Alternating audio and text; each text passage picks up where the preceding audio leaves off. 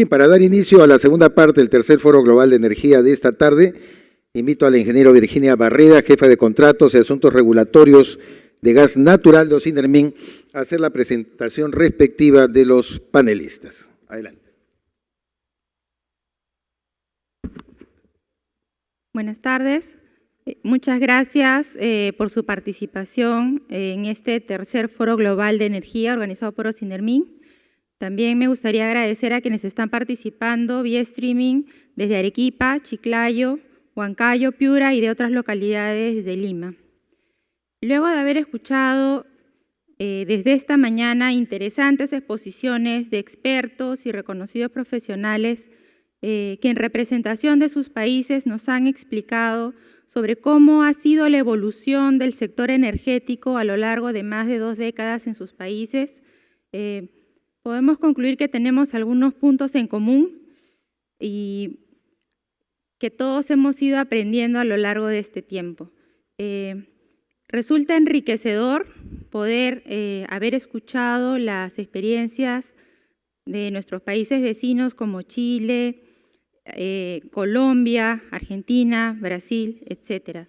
Lo que me queda de elementos o conceptos que tenemos en común en todos estos países, como desafíos y retos también, están, por ejemplo, la planificación a largo plazo. Cuán importante es que contemos con una energía sostenible, una energía de calidad, segura, con un precio asequible. También la tecnología, cómo la tecnología debemos incorporarla, cómo afecta a nuestro entorno, cómo afecta a nuestro sector. Y otro elemento que veo en común es cómo es importante que los roles tanto del Estado como del privado estén claramente definidos y cómo es que debemos trabajar en equilibrio y lograr una sinergia para el beneficio de nuestros países. Es así que en este panel de hidrocarburos contamos con la presencia de reconocidos y prestigiosos profesionales tanto del sector privado como del sector público. Permítame presentar en primer lugar a la señora Bárbara Bruce, quien es graduada de la Universidad Nacional de Ingeniería en Geología, cuenta con un máster en Reservorios de Colorado School of Mines y un MBA en la Universidad Adolfo Ibáñez. En su desarrollo profesional ha trabajado para importantes empresas internacionales de hidrocarburos, ha participado en importantes proyectos en las áreas de geología, reservorio, planeamiento, gerencia, y en Perú, desde las posiciones de gerencia, ha liderado diversos proyectos como la instalación de una planta de GLP en Pariñas, así como impulsar la perspectiva de la exploración en el Zócalo. Posteriormente, ha liderado la construcción y puesta en marcha de la planta de exportación de gas Perú LNG en Melchorita y desde junio de este año viene impulsando el desarrollo de la puesta en valor de los recursos en el proyecto Morona en la cuenca del Marañón. También contamos con la presencia en este ilustre panel del doctor Alberto Varillas, quien es abogado de la Pontificia Universidad Católica del Perú, cuenta con un máster en Derecho de la Universidad de Texas en Austin, actualmente es socio de García Sayán Abogados y asesor legal de diversas empresas de hidrocarburos. Además, es director de la Sociedad Nacional de Minería, Petróleo y Energía y presidente del Comité Legal de Hidrocarburos en dicha entidad. También ha sido presidente del Instituto Nacional de Derecho de Minería, Petróleo y Energía. Adicionalmente, realiza labor de docencia en diversos cursos de especialización y diplomados en materia de hidrocarburos. Finalmente, permítame presentar al ingeniero Fidel Amezquita, quien es ingeniero mecánico de la Universidad Nacional de Ingeniería, cuenta con un MBA de la Universidad de San, un PhD en Ciencias Administrativas por la Universidad Carlos III de Madrid, España. Actualmente es gerente de la División de Supervisión de Gas Natural de Ocinermin y ha sido gerente de fiscalización en hidrocarburos líquidos. Viene elaborando en Ocinermin desde hace aproximadamente 15 años. Cuenta con 35 años de experiencias en el sector público y privado y cuenta con capacitaciones en el extranjero en el sector energía, hidrocarburos, como Canadian Petroleum Institute, la Agencia de Cooperación Coreana COICA y la Universidad de Barcelona en España. También se desempeña como docente en la Maestría de Gestión de Energía de la Universidad de San. Como podrán apreciar, contamos con un panel de vasta experiencia y también del sector privado y público. Permítame, por favor, solicitar a la señora Bárbara Bruce que comparta con nosotros su experiencia, sus comentarios, apreciaciones en lo que es la reforma energética del sector hidrocarburos. Gracias. Buenos días, buenas tardes con todos. Bueno, estoy acá, me han pedido que opine y creo que es importante ponernos en un marco general, ¿no? En el ámbito internacional, por ejemplo, tenemos que va mejorando con el tiempo el uso eficiente de la energía. ¿Qué quiere decir esto? Que con el tiempo se va a utilizar menos gasolina, vamos a tener menos uso de los hidrocarburos, al menos en la parte de los que son el petróleo, y eventualmente vamos a ir migrando de lo que es hemos ido migrando un poco el carbón, el petróleo, el nuevo hidrocarburo que llamamos el limpio, el gas, virando hacia lo que serían las energías renovables. Esto en los países desarrollados ya se impacta inmediatamente, tanto así que, por ejemplo, hoy me contaron de que, algo que yo no sabía, en Estados Unidos la última refinería que se instaló, 1975, y nosotros estamos construyendo una para el 2020. Entonces, vemos ahí que tenemos ese gap entre el primer mundo y nosotros, ¿no? Pero eso es un tema de evolución. Siempre vamos unos años atrás, pero vamos a ir evolucionando. En Latinoamérica, yo creo que el mayor consumo del crudo o de los derivados del petróleo va a ser hacia el diésel, lo que es la cadena logística, el uso de transporte, también el tema de turbodiesel. Menor el tema de gasolina. ¿Y esto a qué nos lleva? Por ejemplo, nuestros hijos de 18 a 20, 30 años, antes era, papá, cuando me compras el carro, ingresé a la universidad, cómprame el carro. Hoy en día me voy en Uber, en Cabify. Entonces, cada vez el uso va cambiando y eso que lo llevo al tema de que tenemos alternativas disruptivas, no solo directamente en el sector hidrocarburos, sino en el tema alternativas disruptivas en nuestro día a día, que nos impactan directa e indirectamente en el uso de hidrocarburos. En el Perú tenemos que la energía, lo que es generación de energía, estaba liderada principalmente por la hidráulica. Hoy tenemos casi un balance hidráulica térmica por gas y marginamos cuando es necesario por diésel. Y ahí vamos. Pero si nos centramos ahora en el sector hidrocarburo, en lo que vemos nosotros, nuestro sector, el que hemos visto cómo ha ido cayendo en el tiempo, ya sea he escuchado por el tema de permisos, por no hay innovación, no hay promoción, vemos que hoy en día la política de promoción que teníamos de 1993, la ley 26.221, gracias doctor, ¿ya? En donde la promoción era que se entregaba un lote en concesión o bajo contrato de servicio, teníamos un marco de tiempo contra una regalía. Hemos visto que esto va quedando obsoleto. Hay otras formas de incentivar, hay otras formas de promover y de atraer esa inversión de alto riesgo, especialmente en lo que es inversión. Las alternativas disruptivas, los cambios sociales, las regulaciones ambientales, las formas de operación, los cambios operativos, los marcos económicos nacionales e internacionales requieren que esa forma de trabajar, esa convención, ese convencionalismo que teníamos en que cómo era un contrato, es un contrato, un periodo, una regalía, tú me pagas y estamos todos contentos, ya no funciona. Y lo hemos visto.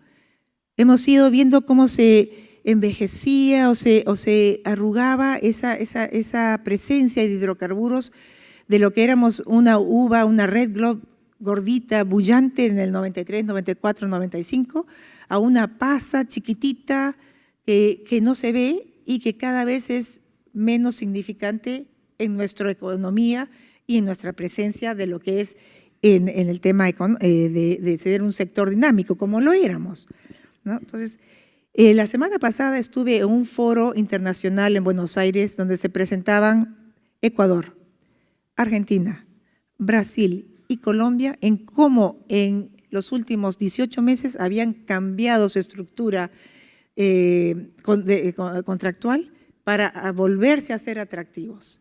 En algunos tenían problemas un poco ambientales, pero el que me sorprendió fue Brasil. Brasil totalmente alineado a lo que ofrezca el inversor.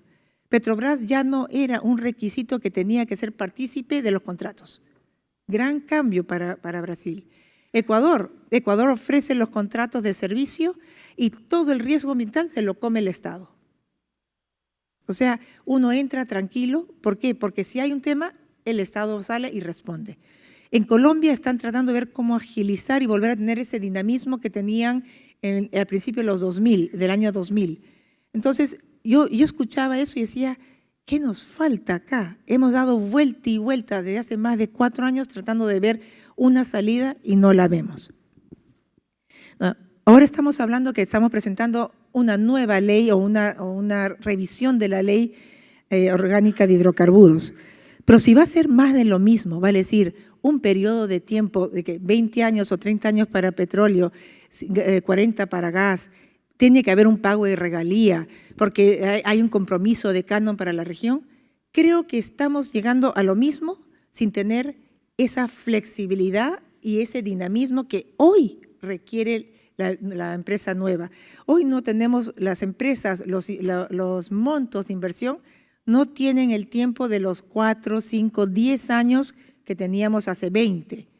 Hoy en día los cambios son inmediatos, son violentos. Con las comunicaciones ya no hay de que te paso el borrador y 5 semanas después te doy mis opiniones. Están esperando la respuesta el mismo día. Por lo tanto, yo lo que veo es que el Estado debiera ver el tema de promoción, el tema de tener a un inversionista dispuesto a arriesgar como un reto de inversión, acompañar ese riesgo. El Estado debería acompañarlo en la parte de promoción taxativa, exoneración de importación, participar en la legitimidad de lo que son los territorios. ¿En cuántos sitios no nos hemos encontrado de que hay presencia de comunidades y hay una disputa de a quién corresponde el territorio donde vamos a pedir una servidumbre o un paso o un uso de terreno, ya sea para un tendido de ducto o una locación de perforación, ¿no? Liderar la presencia de los derechos y autoridad. Hoy lo estamos viviendo en sangre, en piel propia, que no hay una presencia de autoridad, no hay una presencia de derechos, tanto de empresa como de nativos, de comunidades y de la sociedad civil. ¿Qué le corresponde qué a qué? Eso lo estamos viendo. Vemos que hay presencia y voces de terceros que enmascaran la realidad. ¿Y cuál es la realidad? El país necesita poner en valor sus recursos, por lo que gracias a esos recursos, que en este caso las principales son mineros y antes eran los hidrocarburos también un gran líder en aportación de recursos a la nación, los que permitían tener esos programas sociales que todos reclaman, pero nadie pregunta con qué se subvenciona. Y para terminar siempre me preguntan, ¿y se seguirá utilizando el petróleo y gas en el Perú? Vimos en la presentación anterior que sí se ha afirmado en la COP20, en la COP21 el país tiene que ir a un cambio de matriz energética, el mundo, ¿no? Pero la respuesta, ¿en el Perú se usará? Sí. ¿Cuánto tiempo? Eso sí es más difícil, ¿no? Y precisamente esa incógnita y todas las alternativas disruptivas que están volando alrededor de nosotros es lo que hace necesario responder con una estrategia de planeamiento energético y ver que si lo que se está proponiendo hoy, con una visión que yo espero sea a largo plazo, con esa ley que hoy día queremos ver si reactivamos el sector, proporciona el tiempo y el marco de inversión que permita desarrollar esos recursos que probablemente si no se desarrollan, no le digo en el corto plazo, pero en el mediano plazo, esos recursos van a ser reemplazados por otras alternativas que hoy no conocemos, pero que en 10 años van a estar ahí. Muchas gracias, doctora Bruce.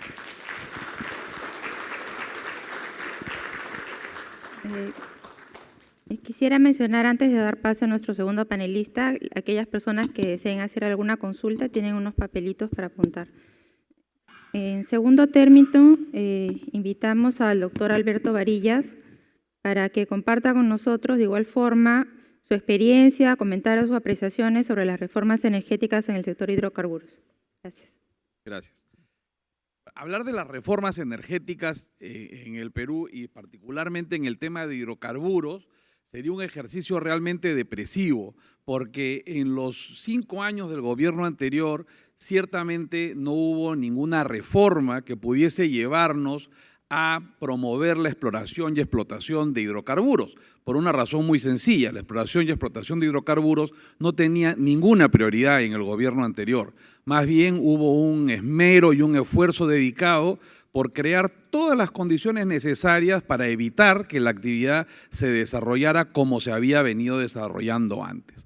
Una prueba palmaria de esto es que los contratos fueron terminando al devolverse los lotes, las actividades fueron reduciéndose cada vez más de la mano con la producción, y a la fecha tenemos 22 meses seguidos sin que se haya registrado un solo centímetro de información sísmica en el Perú.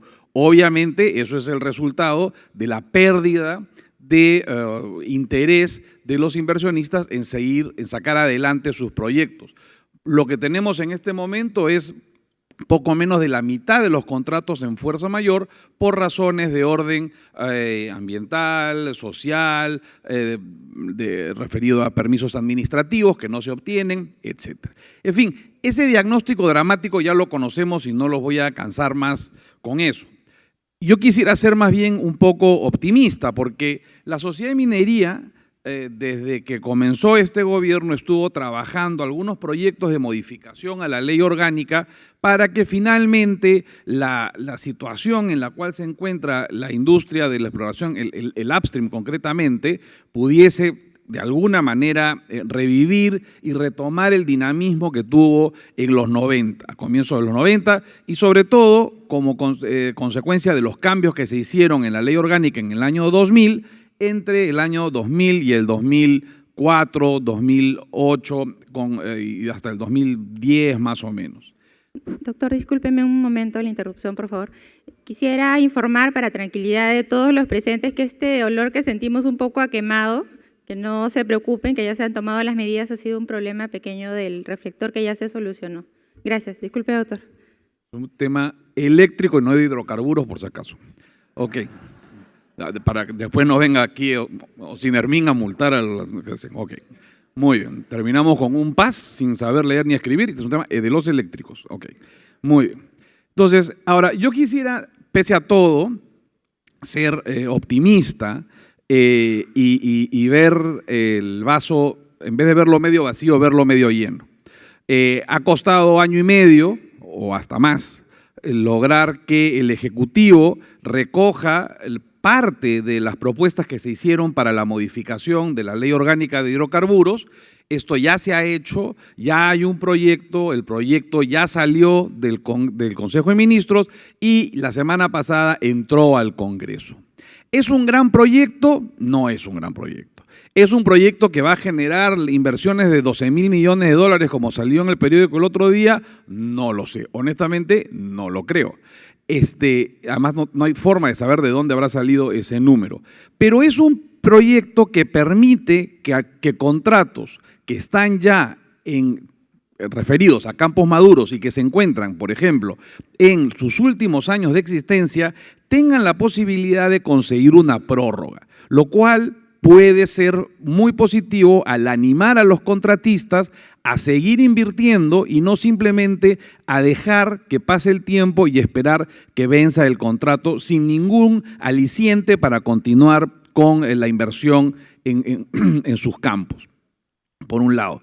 Por otro lado, si bien contempla programas de mínimos de trabajo adicionales para estas extensiones de los contratos, considera también la posibilidad de revisar las regalías y renegociar las regalías, cosa que va a tener que hacerse de todas maneras porque uno de los temas que establece esta ley es que aquellos contratos que se sujeten a la nueva norma, van a tener también que variar su marco de estabilidad tributaria, con lo cual puede ocurrir que en algunos casos, algunos contratos terminen con una carga tributaria superior a aquella que tuvieron el día que se firmaron. Y eso hará que obviamente se compense esa mayor carga tributaria con una regalía distinta a la que originalmente se pactó, porque evidentemente se pactó con otro esquema, ¿verdad?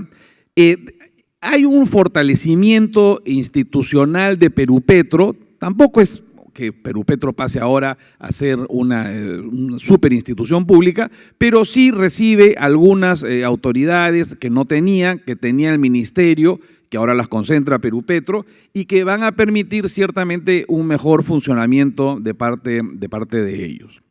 Hay otros cambios que se están proponiendo y que seguramente se irán conociendo conforme empiece el debate. El hecho de que este proyecto ya esté en el Congreso, que vaya a pasar, y creo que incluso ya pasó a la Comisión de Energía y Minas, va a permitir que podamos, Dios quiera, y los congresistas también, mejorar el proyecto para incluir algunas medidas promotoras que se han dejado en el camino. Una medida, por ejemplo, que ha quedado en el camino, que no pasó el filtro del Consejo de Ministros, era permitir que la actividad sísmica se desarrolle con una declaración de impacto ambiental como único instrumento de gestión ambiental, cosa que ha sido probado hasta la saciedad ante todas las autoridades que el impacto de la sísmica es mínimo y que no hay realmente ninguna razón para exigir un estudio de impacto ambiental, ni siquiera semidetallado, y que esto podría perfectamente hacerse con una declaración de impacto ambiental. En fin, todas estas cosas creo yo, podrían dar pie al inicio de una reactivación del sector. No va a ser fácil, porque en fin, como decía hace un ratito, las medidas tampoco es que sean particularmente atractivas, o sea, no es así la novia más sexy que nos han podido ofrecer a las compañías. Y dos, hay una gran carga de trabajo impuesta al Estado. El Estado tiene de entrada, según el proyecto de norma, Perupetro y el Ministerio tienen 30 días hábiles, por ejemplo, para aprobar los mecanismos de evaluación de los programas mínimos que se van a plantear para incluir en estas prórrogas. Hay unos plazos también para promulgar un nuevo texto único ordenado de la Ley Orgánica de Hidrocarburos. Hay un plazo para, en general, dice el proyecto, adecuar la normativa a la nueva norma. Eso puede ser cualquier cosa y puede demorar, en principio no debería pasar según la norma, si no me equivoco, de 150 días hábiles. En fin, todo eso es algo que el Estado, y me refiero concretamente a Perupetro, el Ministerio de Energía y Minas y en parte el Ministerio del Ambiente, que son las tres instituciones principales que nos rigen, deberían estar ya trabajando, porque salga como salga la ley, sin duda va a ser indispensable hacer algún tipo de ajustes, o varios ajustes a la normatividad actualmente existente. Una norma que sí resulta interesante, que ya la aprobó el Congreso y que está pendiente de promulgarse, es la ley que modifica la Ley de Funciones del Ministerio de Energía y Minas y crea el Viceministerio de Hidrocarburos. El Viceministerio de Hidrocarburos hace 10 años, puede ser, o 15 años, no tenía ningún sentido, porque era algo que finalmente se veía como parte de las funciones del Viceministro de Energía. Hoy día, con la importancia que ha cobrado el gas como hidrocarburo, que hace 15, 20, 25 años no tenía ciertamente, sí justifica que exista un tercer viceministerio, en mi opinión, dentro del ministerio, y ese es el Ministerio de Hidrocarburos. Esto va a permitir también que haya alguien que esté pensando no solo en generar electricidad con hidrocarburos, sino en desarrollar a los hidrocarburos en sí mismos y sobre todo ver la forma de reactivar la exploración, porque si no hay exploración no vamos a encontrar hidrocarburos y si no encontramos hidrocarburos no va a haber cómo generar ningún tipo de energía al respecto. Muchas gracias.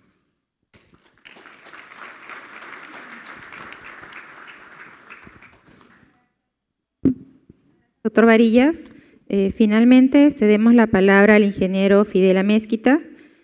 De igual forma, le solicitamos que comparta con nosotros su experiencia, comentarios y apreciaciones sobre las reformas energéticas en el sector hidrocarburos.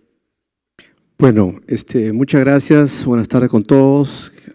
Soy de la casa, trabajo en Osindermin y de igual manera quiero agradecerle a los organizadores por permitirme estar acá presente delante de ustedes, sobre todo con dos personajes ilustres conocidos en el sector de hidrocarburos. Creo que ya han hablado bastante del tema del upstream, que es cierto, y yo también me auno a esfuerzo del Estado en sacar esto adelante, porque en los últimos años ha estado golpeado el sector de hidrocarburos, especialmente el de líquido y el de crudo, con la ley orgánica que está pronto a proponerse al Congreso y con la creación del Viceministerio de Hidrocarburos.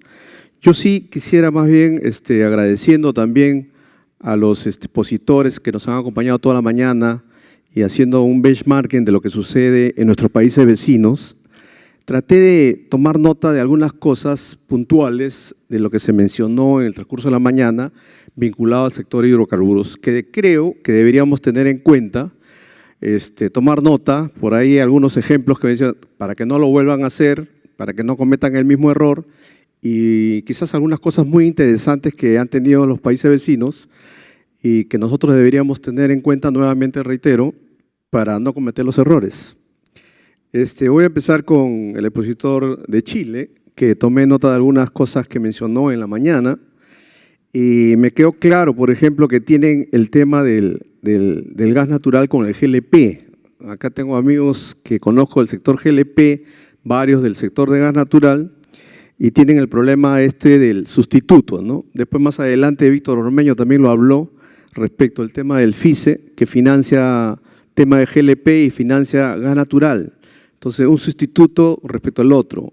¿Queremos masificar o no queremos masificar? Colombia habló que tenía 1 millón y ahora tiene 10 millones de usuarios de gas natural. Nosotros ya tenemos más de 10 años con concesión de gas natural y no llegamos ni al medio millón. Entonces nos preguntamos, algo está pasando, ¿cierto? Entonces son experiencias que he anotado de los expositores. Otra cosa que nos hablaba Chile, por si acaso los precios siguen el precio Brent, siguen el precio del petróleo, no siguen los precios del Henry Hub. Entonces, ¿qué pasa? Pero yo cuando hablo de gas natural estoy hablando de $10 el millón de BTU, no como el Perú, ¿no? Que tenemos el recurso acá, ellos tienen que importarlo. Entonces nos ponemos a preguntar, nos ponemos a pensar, nosotros tenemos el recurso acá, lo estamos utilizando bien, lo sabemos explotar, en fin. Después, otra cosa que mencionó nuestro amigo de Chile era el tema de el tema de la llegada, el problema que tuvieron con Argentina, ¿no? Y después ya la llegada del GNL, ¿no? Se prepararon para recibir el GNL. Y es un tema que se repite en las diferentes exposiciones y creo que ha tomado fuerza y también lo escucho acá de alguna manera, ese tema de planificación y de tener los expertos o los especialistas técnicos que deben de dirigir esta planificación, ¿no? Yo estoy de acuerdo con lo que se ha mencionado respecto al tema del Viceministerio de Hidrocarburos, también con la modificación de la Ley Orgánica de Hidrocarburos que se está planteando, pero también hubiera sido interesante, creo que Colombia nos habló que tienen una entidad que se encarga de planear el tema energético, que es la UPME, que si no me equivoco. Entonces, yo digo, hubiera sido interesante que existiera una unidad acá en el Perú que pueda planificar el tema energético no al corto plazo, como también se ha expuesto en las exposiciones, no hacer cortoplacistas, sino ver hacia futuro. ¿Qué va a pasar? Estamos viendo los costos, bueno, no es hidrocarburos, pero estamos viendo es un energético y compite con las otras energías. Estamos viendo que la red los precios están cada vez siendo mucho más competitivos y el tema es que esto de crear una unidad que planee el tema energético en el país creo que es bastante interesante. Creo que aprovecharse la oportunidad de estos cambios normativos legales que se están haciendo en plantear esta posibilidad, que sea netamente técnico, que sea independiente. No sé si se pueda, pues lamentablemente a veces es un poco complicado en el país que cambia de gobierno cada 5 años y lo que normalmente se estila es modificar las cosas que se vienen haciendo cuando se cambia de gobierno. Entonces, que esto sea planeado a largo plazo sería lo más interesante, creo yo. Eso, de alguna manera, Colombia habló de que en la CRE existen 8 expertos nombrados por el ministerio, por el Estado, ¿no? Y también habló de, nuevamente reitero, de esta entidad que es el UPME, que planea el tema energético. Y otro tema que también resalté de Colombia, de su posición, es que ellos, a raíz del niño, que han tenido muchos problemas con el niño, han visto su marco normativo para enfrentarlo hasta esta problemática, ¿no? O sea, cuando hay el niño, tienen problemas para generar electricidad. Entonces, nosotros ya hemos tenido una experiencia este año del niño, y no sé si en ese sentido nosotros estamos haciendo las cosas que deben hacer para que no nos vuelva a afectar el niño en los próximos años que vengan. Luego, el tema de Argentina creo que fue más claro en el tema de planear, ¿no? Planificar, que si es el Estado o el mercado que debe planificar. Por ahí entró la duda y le hicieron una pregunta, ¿no? Nuestro amigo de Argentina explicó claramente que no es que el mercado, que los privados planifiquen el tema energético, sino que es más el rol del Estado que debe planificar. El mercado fue por una coyuntura, explicó, que era que se tenían que ubicar en algún sitio una planta de generación y escogieron el lugar, por decir. Entonces, pero eso fue en etapas y él fue muy claro en decir, bueno, nosotros hemos pasado una etapa bastante difícil, bien complicada, que avanzaron, después retrocedieron y nuevamente avanzaron. Bueno, es una experiencia real que sucedió en Argentina y un poco el mensaje de nuestro amigo argentino justamente es no hagan lo que nosotros hicimos mal. Entonces, y todo va por el tema de planificar, ¿cierto? Luego, caso de Perú, que Víctor Ormeño, conocido nuestro, trabajador de Ocinermin, en la gerencia de regulación tarifaria, muy aparte de hacer un recuento de la época de la Comisión de Tarifas Eléctricas, habló cosas muy interesantes que creo que todos estamos de acuerdo en que debemos tener en cuenta, ¿no? Por ejemplo, Víctor habló lo que acabo de mencionar, el tema del GLP con el gas natural en el programa FICE, lo mencionó, y el tema del gasoducto. Entonces, oye, el nodo energético del sur, ¿cómo queda si no hay gasoducto? Entonces, ya ha habido una oportunidad que han quemado diésel, ¿no? Y la tarifa, como se dice, comienza a subir.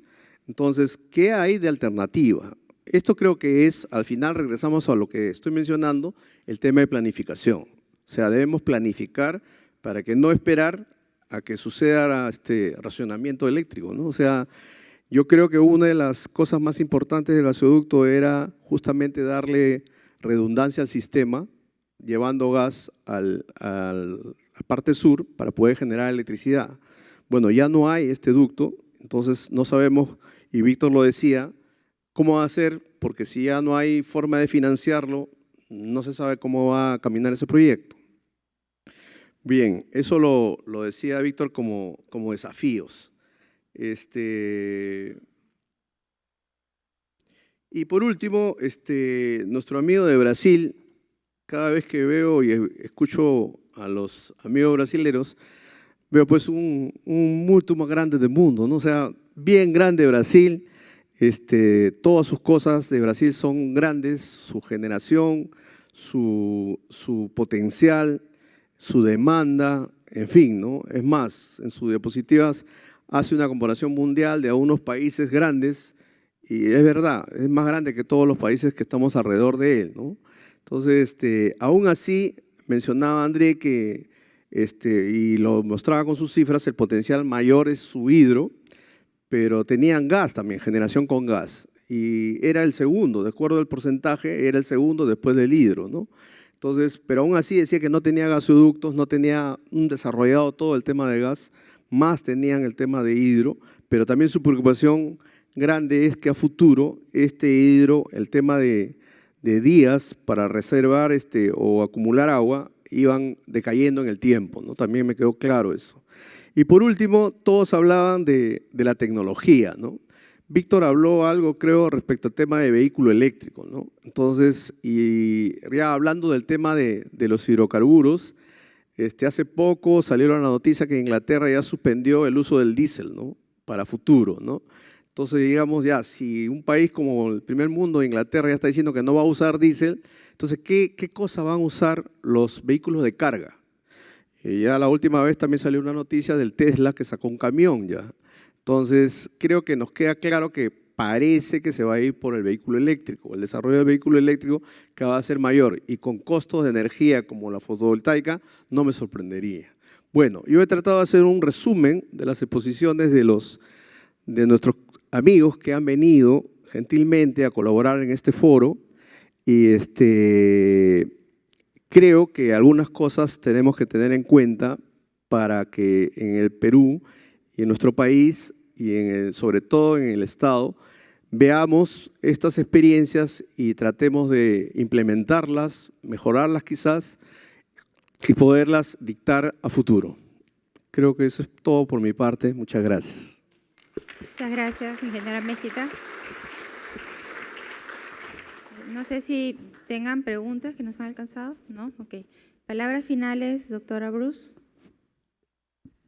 Bueno, principalmente es esperar que realmente haya una visión de desarrollo para el sector hidrocarburos.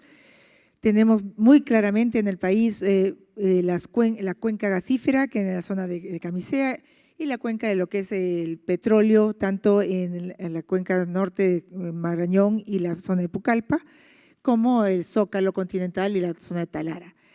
El doctor Varillas hablaba de que los contratos existentes, sí, los contratos existentes se pueden extender, pero y lo que falta encontrar, eso es lo que tenemos que poner en nuevo valor, ya que, como bien dice, si no se busca, no se encuentra, y si no se encuentra, no se tiene, y si no se tiene, no hay recursos ni producción, ni para un gasoducto, ni para una refinería, ni para crecer en lo que son reservas económicas para el país. Yo creo que es importantísimo, tal como lo dijo Fidel, es importante que haya un planeamiento, lo hemos venido pidiendo muchos años, que haya una visión, no del gobierno en función, sino una visión a largo plazo, una visión que sobrepase el egoísmo, y disculpen la palabra, el egoísmo político de cada administración. Es mirar realmente lo que un país necesita para salir en el desarrollo educacional, salud, de salir de esa discriminación de lo que llamamos comunidades andinas, comunidades indígenas. Deberíamos llamarnos todo el pueblo peruano. Y para hacer eso tenemos que tener igualdad de oportunidad para todas las cosas. Muchas gracias. Doctor Varillas, palabras finales, por favor. Bueno, simplemente confiar en que el proyecto de ley de modificación de la Ley Orgánica de Hidrocarburos pueda mejorarse con el debate, como les decía hace un rato, y que finalmente se promulgue para beneficio de todos y que sirva junto con las demás normas que deben sacarse y desmontando además una serie de trabas que existen hoy día en la inversión para hacerlos atractivos no solo para los contratos que ya existen, sino para que ofrezca realmente un marco promotor y de interés para los inversionistas en nuevos contratos, ¿no? Esta es una actividad de mucho riesgo, es una actividad de muchísima inversión, es una actividad que toma muchísimo tiempo desde que se firme el contrato hasta que se logra producir la primera gota comercial o la primera molécula comercial de hidrocarburos. Entonces, es un sector que necesita normas claras, normas que estén siempre actualizándose para que la actividad no se caiga o no se congele o no se demore, sino que, como según explicaba Bárbara y están haciendo ya en otros países vecinos, sea siempre una normatividad que esté acorde con la realidad y que permita que los proyectos se desarrollen con la velocidad necesaria en beneficio de todos. Muchas gracias. Muchas gracias, doctor Varillas. Finalmente, ingeniera Mezquita, sus palabras. Bueno, yo simplemente agradecer nuevamente la invitación y también, siendo de casa de Ocinermin, agradecer a los expositores que nos acompañaron toda la mañana. Creo que hemos aprendido bastante. Agradecerles el compartir que han hecho de su experiencia. Creo que hay muchos puntos en común y hay muchas cosas que aprender, lecciones aprendidas también. Y solamente eso, agradecerles a ellos por habernos ilustrado en todo el día su exposición tan brillante a nuestros amigos. Gracias. Muchas gracias a nuestro ilustre panel. Gracias.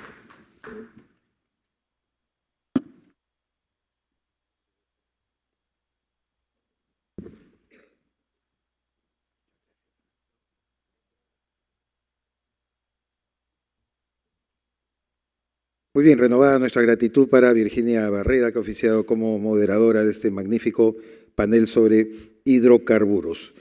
Inmediatamente invitamos a subir al estrado al ingeniero Jaime Mendoza Gacón, gerente de regulación de tarifas de Ocinermin, a fin de que pueda presentar el próximo panel sobre el sector electricidad. Ingeniero Jaime Mendoza, por favor.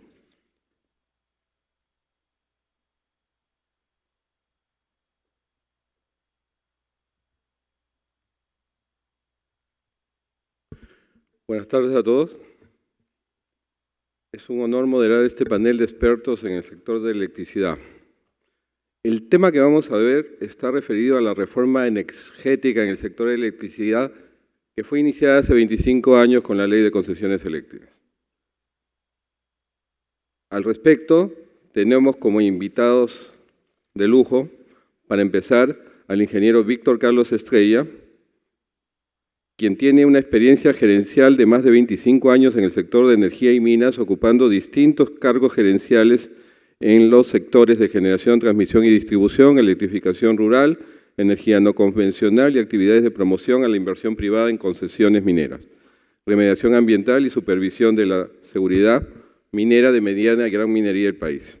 Ha realizado también labores de auditoría y administración de proyectos eléctricos, proyectos EPCM, mineros, APP en proyectos de transporte y aeropuertos. Ha sido miembro también de los directorios COES Centro Norte, COES Sur, COES SINAC, entre los años 1999 y 2005 en representación del sector generación del Estado.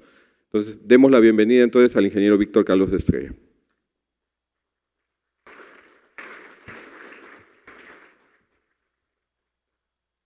Nuestro siguiente panelista es el ingeniero Edwin Quintanilla Costa, quien es PhD in Management Science en la Escuela Superior de Administración y Dirección de Empresas ESAD de España, MBA de SAN e ingeniero electricista de la Universidad Nacional del Centro. Cuenta con una larga experiencia en el sector, habiendo desempeñado diversos cargos en el ámbito empresarial y estatal. Entre sus últimas responsabilidades podemos destacar que durante los años 2003 al 2012 fue gerente general de Ocinermin, luego viceministro de Energía entre diciembre de 2012 a marzo de 2015, y actualmente se desempeña como gerente de supervisión minera en Ocinermin. En el ámbito académico, es director de la Maestría en Gestión de la Energía, Radel School of Business, ESAM, Perú. Demos la bienvenida al ingeniero Quintanilla.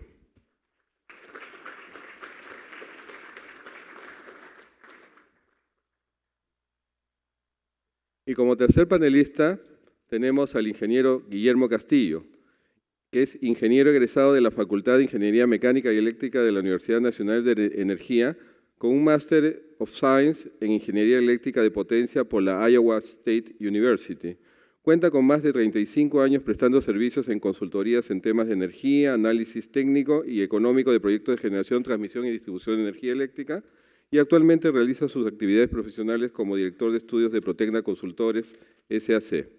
Entre los cargos desempeñados, ha sido presidente del directorio de Electroperú, de la empresa Generación del Centro, de la empresa de transmisión eléctrica del Centro Norte, de la empresa de transmisión eléctrica del Sur, miembro del directorio del Centro-MIN, miembro del directorio del COES, presidente de la Comisión de Tarifas Eléctricas durante los 2 años y medio justamente de la reforma del sector, integró comités de privatización de empresas del sector también. Démosle la bienvenida al ingeniero Guillermo Castillo.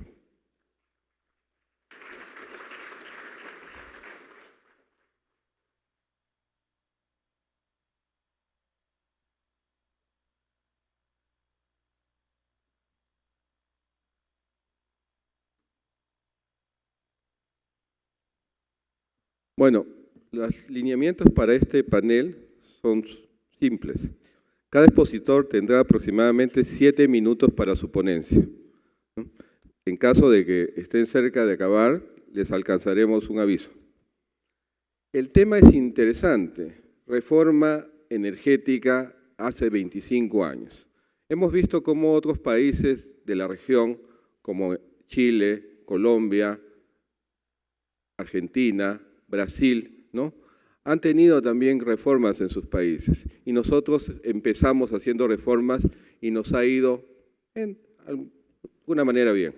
Pero la pregunta no solo está en las experiencias que se han tenido en estas reformas, sino en los desafíos y retos que tenemos para el futuro, justamente con los cambios que se están dando en el sector energía, más que nada con el advenimiento de las energías renovables no convencionales, los problemas que se pueden tener en el suministro de gas natural en nuestro país, temas de planificación en el orden no solo de transmisión eléctrica, y entonces, para que nuestros panelistas puedan responder a estos temas, damos la palabra al inicio al ingeniero Víctor Carlos Estrella.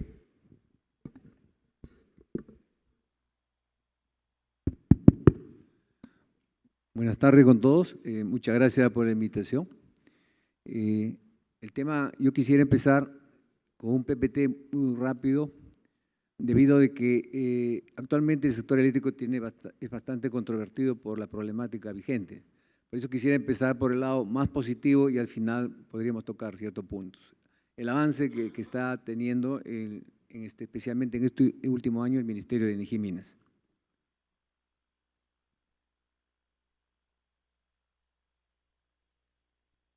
La situación actual, esto es una idea nada más muy sencilla, es prácticamente el 47, 48% es gas, igual digamos las hidráulicas, y el diferencial es, digamos, la energía no convencional.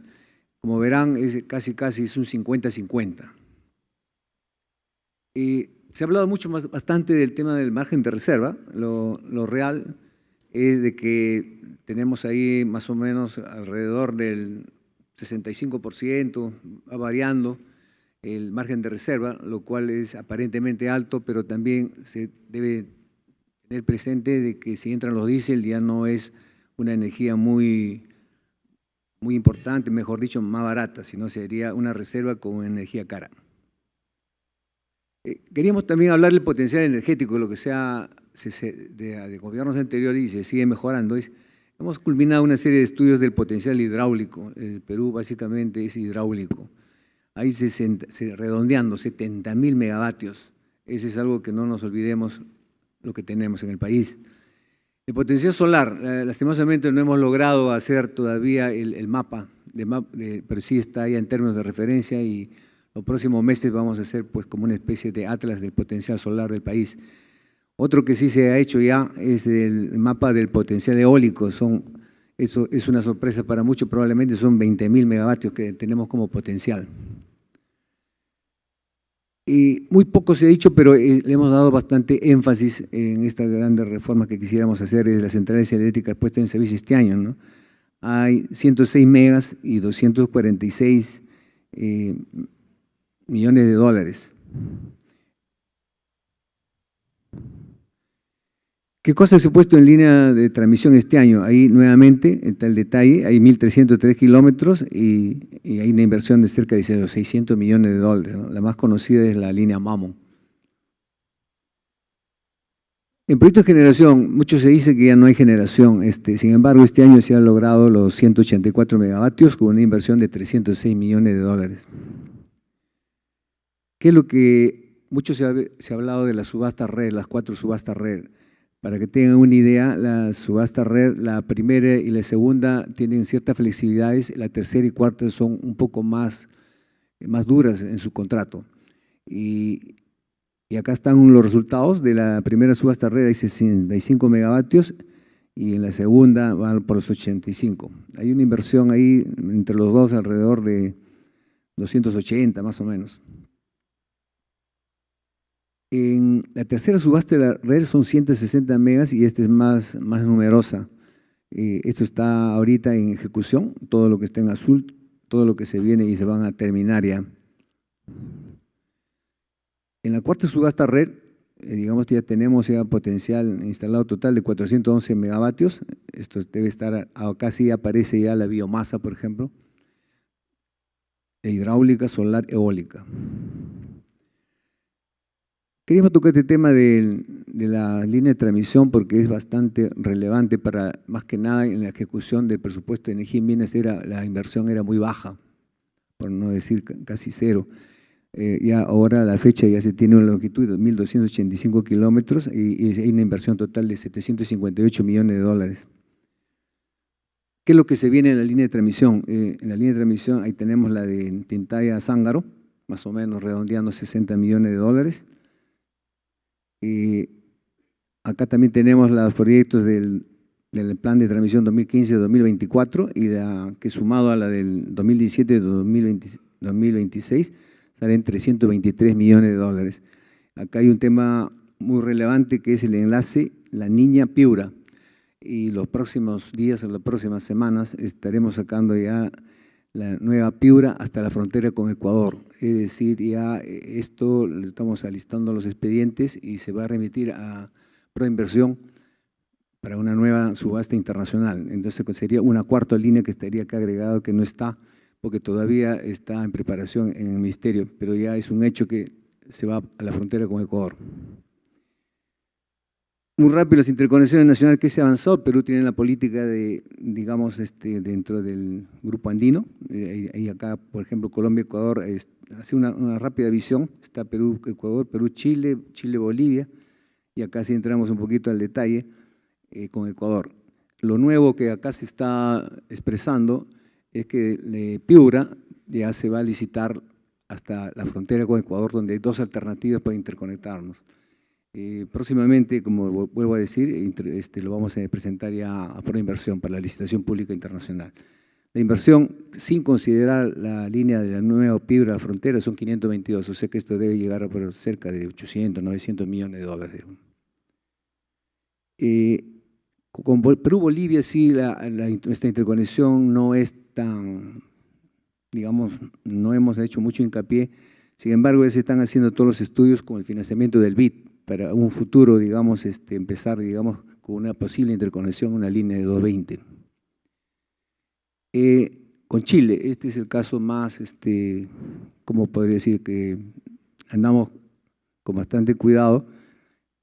Hemos empezado, digamos, la decisión gubernamental ha sido interconectar Perú-Chile, solo Tacna y Arica con una línea de 220. La línea de 500 no está ahorita en la programación del corto plazo. El BID nos está apoyando con el financiamiento. Acá hay un grupo que trabajamos con OCINEMIN, con el COES. Actualmente se está viendo el marco regulatorio. También ha habido IPAs internacionales, es decir, empresas internacionales quieren interconectar Perú-Chile en una línea de 500, pero eso todavía no ha sido aceptado porque primero tenemos que lograr el marco regulatorio. Evolución y reto. Acá lo principal es de que hemos pasado de una potencia efectiva que teníamos en digamos, 4.075 megas a los 12.000, prácticamente es el triple en los últimos 25 años.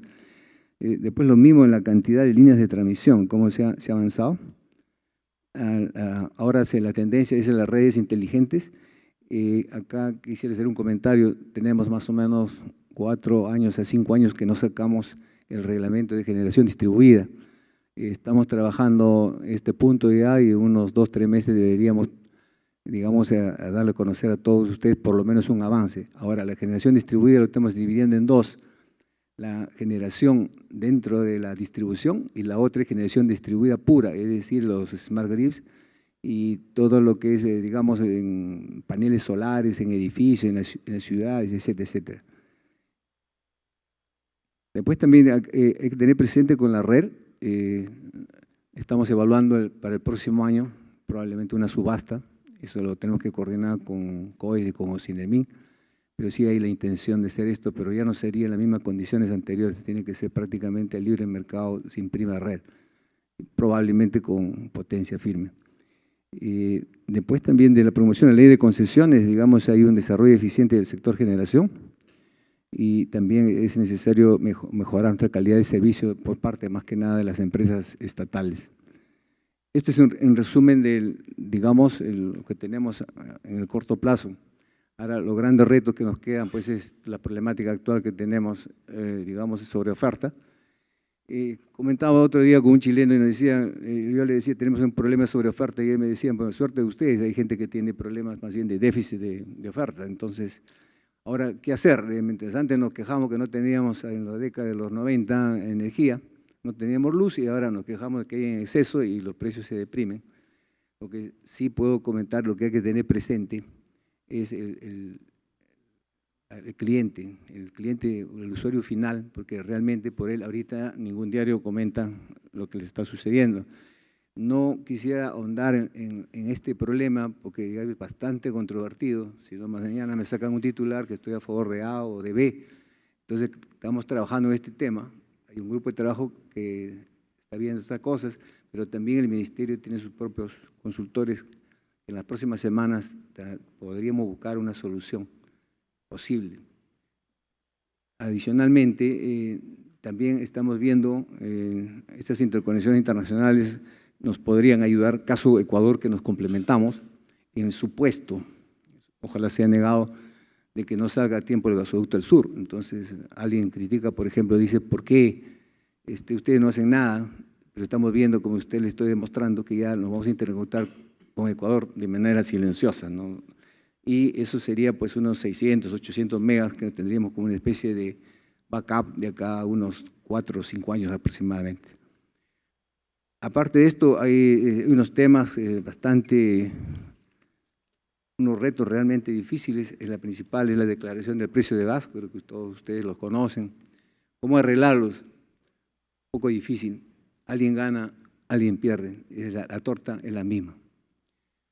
Sobre contratación, esto es producto muchas veces de, alguna vez probablemente el Estado en su buen deseo de motivar la generación, nos hemos entrampado y hemos logrado una sobreoferta. Otra característica que tenemos que arreglar es el traslado de clientes regulados a clientes libres. ¿Qué va a pasar? Me pregunto, ¿qué va a pasar si de acá se arregla, la economía mejora y digamos es al revés, el spot sube? ¿Y qué hacemos con todos los que están como clientes libres a precios bajos? Se le va a incrementar la tarifa. Otro tema que pensamos también mejorar, o lo estamos analizando, es el tema de la integración vertical. En generación distribuida, porque no tenemos una norma, el distribuidor también quiere ser generador ahora y se está quedando con el peaje. Es decir, el peaje debería ir a los clientes regulados, al usuario final, debe ser favorecido. Eso es un tema que también ahí lo estamos viendo. En generación distribuida tenemos la asesoría de EDF de Francia. Esta generación distribuida que estoy hablando ahorita es el tema, pues, más que nada de los paneles, digamos, las ciudades inteligentes. Entonces ahí recién vamos a terminar el estudio para Fiestas Patrias del próximo año y saldrá pues una norma de generación distribuida. El tema de red, ya les comenté, es un tema que lo tenemos que ver con bastante cuidado, pero lo único podría adelantar que no puede haber subsidios. La diferencia entre $220 el megavatio con, digamos, ahorita el spot de 10, 12, 15, es una diferencia muy abismal. Chile, hemos sido un grupo a ver como benchmarking, ¿qué es lo que hizo Chile? Chile nunca dio subsidio a la red, absoluto, ¿no?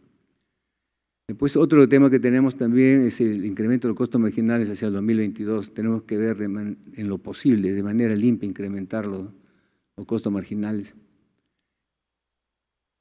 También tenemos el tema de hay que regular el tema de la congestión en las líneas de transmisión. Y finalmente, pues el tema de las interconexiones internacionales, este gobierno se ha preocupado no solamente por llegar al Ecuador, sino estamos viendo, digamos, como una alternativa a Chile también, solo en una línea de 220, ¿no? Y solo Tacna y Arica. Muchas gracias.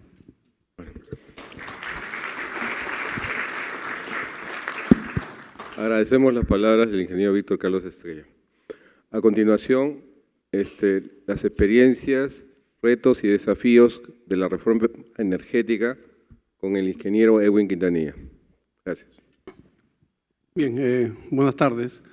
Muchas gracias a todos. Hoy día me siento dando examen, ¿no? He visto que está el ministro que estuvo hace 25 años, don Daniel Jocama, está mi jefe aquí a la izquierda y está mi profesor allá, así que no sé cómo puedo afrontar esta circunstancia, pero me voy a seguir a lo que dice Jaime, ¿no? En el sentido de pues, ver la reforma. A mí me interesa ver la reforma, ¿no? Hay una frase, creo que resumiría esto, es que no dejes que la coyuntura ciegue tus ojos.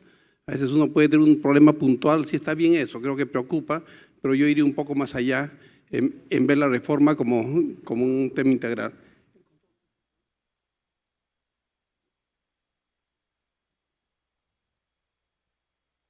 Yo tenía esta es la presentación. Yo diría, no voy a redundar en temas de detalle, hay bastantes cosas que se podrían definir en esta reunión. Ustedes tienen al frente, estamos todos estos días publicando en Ocidermin el libro de plata, se llama, ¿no? De plata por los 25 años, y le hemos denominado pues, un título muy sugerente a 25 años de la reforma del sector eléctrico, ¿no? Peruano. Y bueno, yo le llamo una revolución energética, ¿no? Y hoy día veremos que efectivamente se trató de eso. Ustedes ven todos los temas que abordará en este libro que está listo, y se debe incluir, digamos, la versión digital en estos días. Y bueno, y esto permitiría ir con mucho detalle y ver cómo evolucionaron estos temas. Creo que un buen resumen sería esta lámina que tengo al frente, donde uno puede ver que en realidad la energía llegó aquí en 1886, ¿no? Estamos a más de casi 130 años. Y lo que hemos tenido son 106 años en el cual el sector creció de 0 a 1 en demanda o en muchas variables relevantes, ¿no? Y los últimos 25 años hemos pasado de 1 a 5, ¿no? Hemos quintuplicado la oferta, la demanda y todo lo asociado al mercado eléctrico.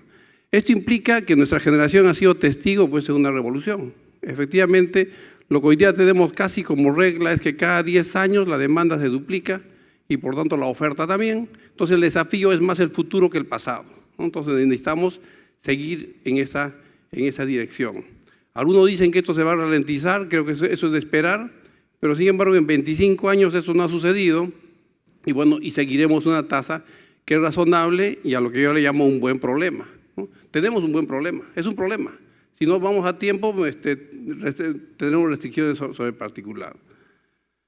Ahora, aquí hay una serie de variables, quizás entre las más relevantes yo podría señalar que el PBI ha crecido enormemente, más de 225%, la producción energética creció 357% en ese periodo, y de repente en el tema social, que también es fundamental, la población sin cobertura pasó de 10 millones a 2 millones. Esto significó que la cobertura pasó de 45 a 7. Es una referencia, yo estimo que en la época republicana nuestra es la de mayor connotación, y esto creo que se puede resumir. Yo encontraba un anuario antiguo, previo a la reforma, que es la memoria del regulador, ¿no? En esto lo que dice, las cifras que contienen los cuadros de esta memoria reúnen hechos y resultados sobre la regulación de tarifas y muestran las consecuencias de la intervención del poder político en la fijación de tarifas eléctricas. Esta intervención se ejerció a través del MEF, que es el Ministerio de Economía y Finanzas, a quien tenían que ser sometidas las propuestas de incremento de las tarifas, tal como lo especificaban las respectivas leyes del presupuesto general de la República de esos años, sin tener en cuenta la problemática técnica, económica y financiera del servicio público de electricidad. Las decisiones del Ministerio tuvieron un definido acento populista, electricidad muy barata para que nadie se incomodara. Bueno, creo que es bueno recordar, pues esto se escribió hace 25 años, y en realidad lo cierto es que se buscaba una electricidad barata que nadie incomodara, pero terminó incomodando a la mitad del país que no tenía electricidad, y no había una perspectiva de crecimiento. Ahora, si vemos un reporte reciente, aquí se tiene un reporte de una clasificadora de riesgos hace unos meses, y dice, pues sencillamente, el sector eléctrico peruano está bien regulado por entidades como Ministerio de Minas, IDEMIN, OEF, entre otras, quienes supervisan el cumplimiento de las disposiciones legales. En cuanto a perspectivas, habla de una empresa, dice que presenta estabilidad en sus resultados operativos y financieros, contando con adecuados indicadores de eficiencia, rentabilidad y de endeudamiento, así como capacidad de cobertura de deuda. Habla que está operando en un sector importante y hay un dinamismo de generación y de consumo que son relevantes para la gestión. Creo que en general, si bien tú no puedes decir hay problemas, sí, evidente hay problemas, ¿no? Yo no puedo cerrar y decir que esto no existe. Hay varios problemas, pero existen muchas virtudes en el sector, que creo que es bueno decirlo, que no estamos en esa situación de antaño, estamos en un nuevo contexto que creo que vale la pena mantenerlo, ¿no?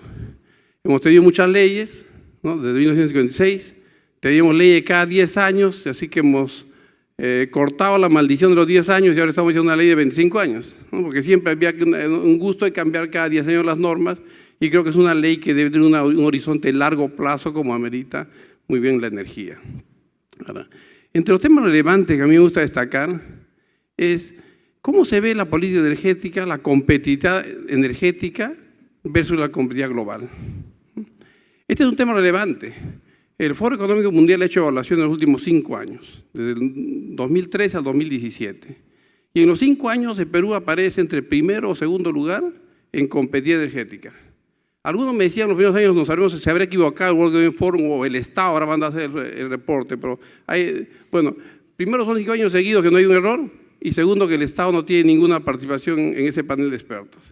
Lo que sí podemos decir es que Perú está en los últimos 5 años entre primer o segundo puesto en competitividad energética como se ve en la lámina. Eso es muy bueno, creo que algo bueno ha de haber, ¿no? Hay cosas malas también, pero creo que hay cosas más bien más virtuosas que esos problemas que podemos identificar y esto creo que el desafío es cómo continuar a futuro en los siguientes 25 años y seguir siendo competitivos. La pregunta es: ¿competitivos para qué? ¿No? Competitivos justamente para promover, digamos, el desarrollo del país, promover el desarrollo de la industria, promover el desarrollo de la minería, promover, digamos, el acceso a los consumidores a precios pues, que sean factibles, ¿no? Ahora, ¿cómo ha ido el Perú en los últimos años? Este es un cuadro del CIER fundamental, ¿no? Fundamental. ¿Qué pasó entre el 90 y el 2014? Es muy cercano al periodo que tenemos. Y acá lo que se puede apreciar es que el país que más creció en demanda fue el Perú, 377%, ¿no? Bolivia, Chile más abajo, Argentina y otros. Y en general creo que fue positivo. O sea, hemos estado ante un contexto de alto crecimiento que no debemos olvidar. O sea, la energía en el país nuestro tiene un diferencial, que a nosotros lo que nos preocupa es el futuro más que el pasado. A veces uno puede creer que, bueno, si uno resuelve y saca una norma, saca una ley hoy día y el Congreso se la aprueba, lo que fuera, eso no va a resolver los problemas. El tema es largo plazo, ¿no? Y ojalá que esas normas se aprueben y te den el contexto, pero el objetivo es mirarlo en ese horizonte. ¿Cómo vinieron las inversiones en el país? Aquí se ven los 25 años, ¿no? De casi inversiones nulas privadas, ¿no? Hemos pasado a inversiones del orden de 2.400, 2.500 millones de dólares por año, ¿no? Que es fundamental. Creo que el gran dinamizador de la economía nuestra y el mercado energético, el mercado eléctrico en este caso, han sido inversiones privadas de manera clara.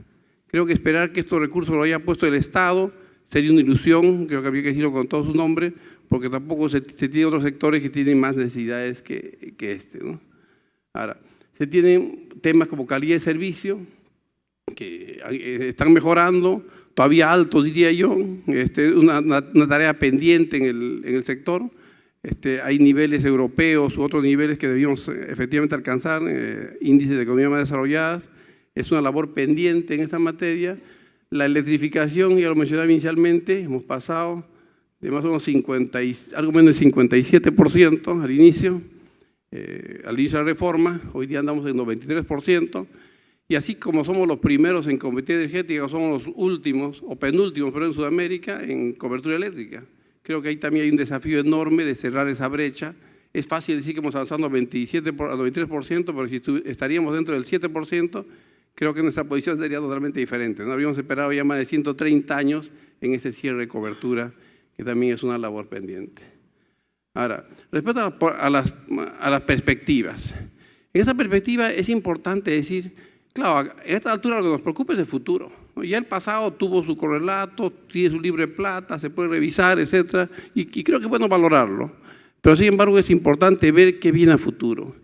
El COE en los últimos años ha sacado un informe de diagnóstico de operación muy ilustrativo, y este es el último, dado el 2017, a inicio de 2017, donde se ve acá, en la línea verde la demanda, la línea azul la oferta eficiente, y se ve que en el 2021 pues hay un problema. Y el problema energético no se resuelve el semestre anterior, se resuelve con antelación. Si uno quiere una obra hidroeléctrica hay que hacerlo con 6, 7 años de anticipación, y otro tipo de obras también tiene pues, periodos algo más breves, pero requiere antelarse 3, 4 años por lo menos. Entonces estamos, a mi punto de vista, en ese contexto. Necesitamos tomar decisiones para que ese déficit no se dé, ¿no? Ahora, acá hay una confusión, a mi punto de vista, que en el sentido que la línea roja es la oferta total, es el margen de reserva. Y a veces se habla de margen de reserva como si esto fuera sobre oferta. El margen de reserva permite afrontar contingencias. Por ejemplo, en Chile se tiene 120, 130% de margen de reserva y nadie habla sobre oferta.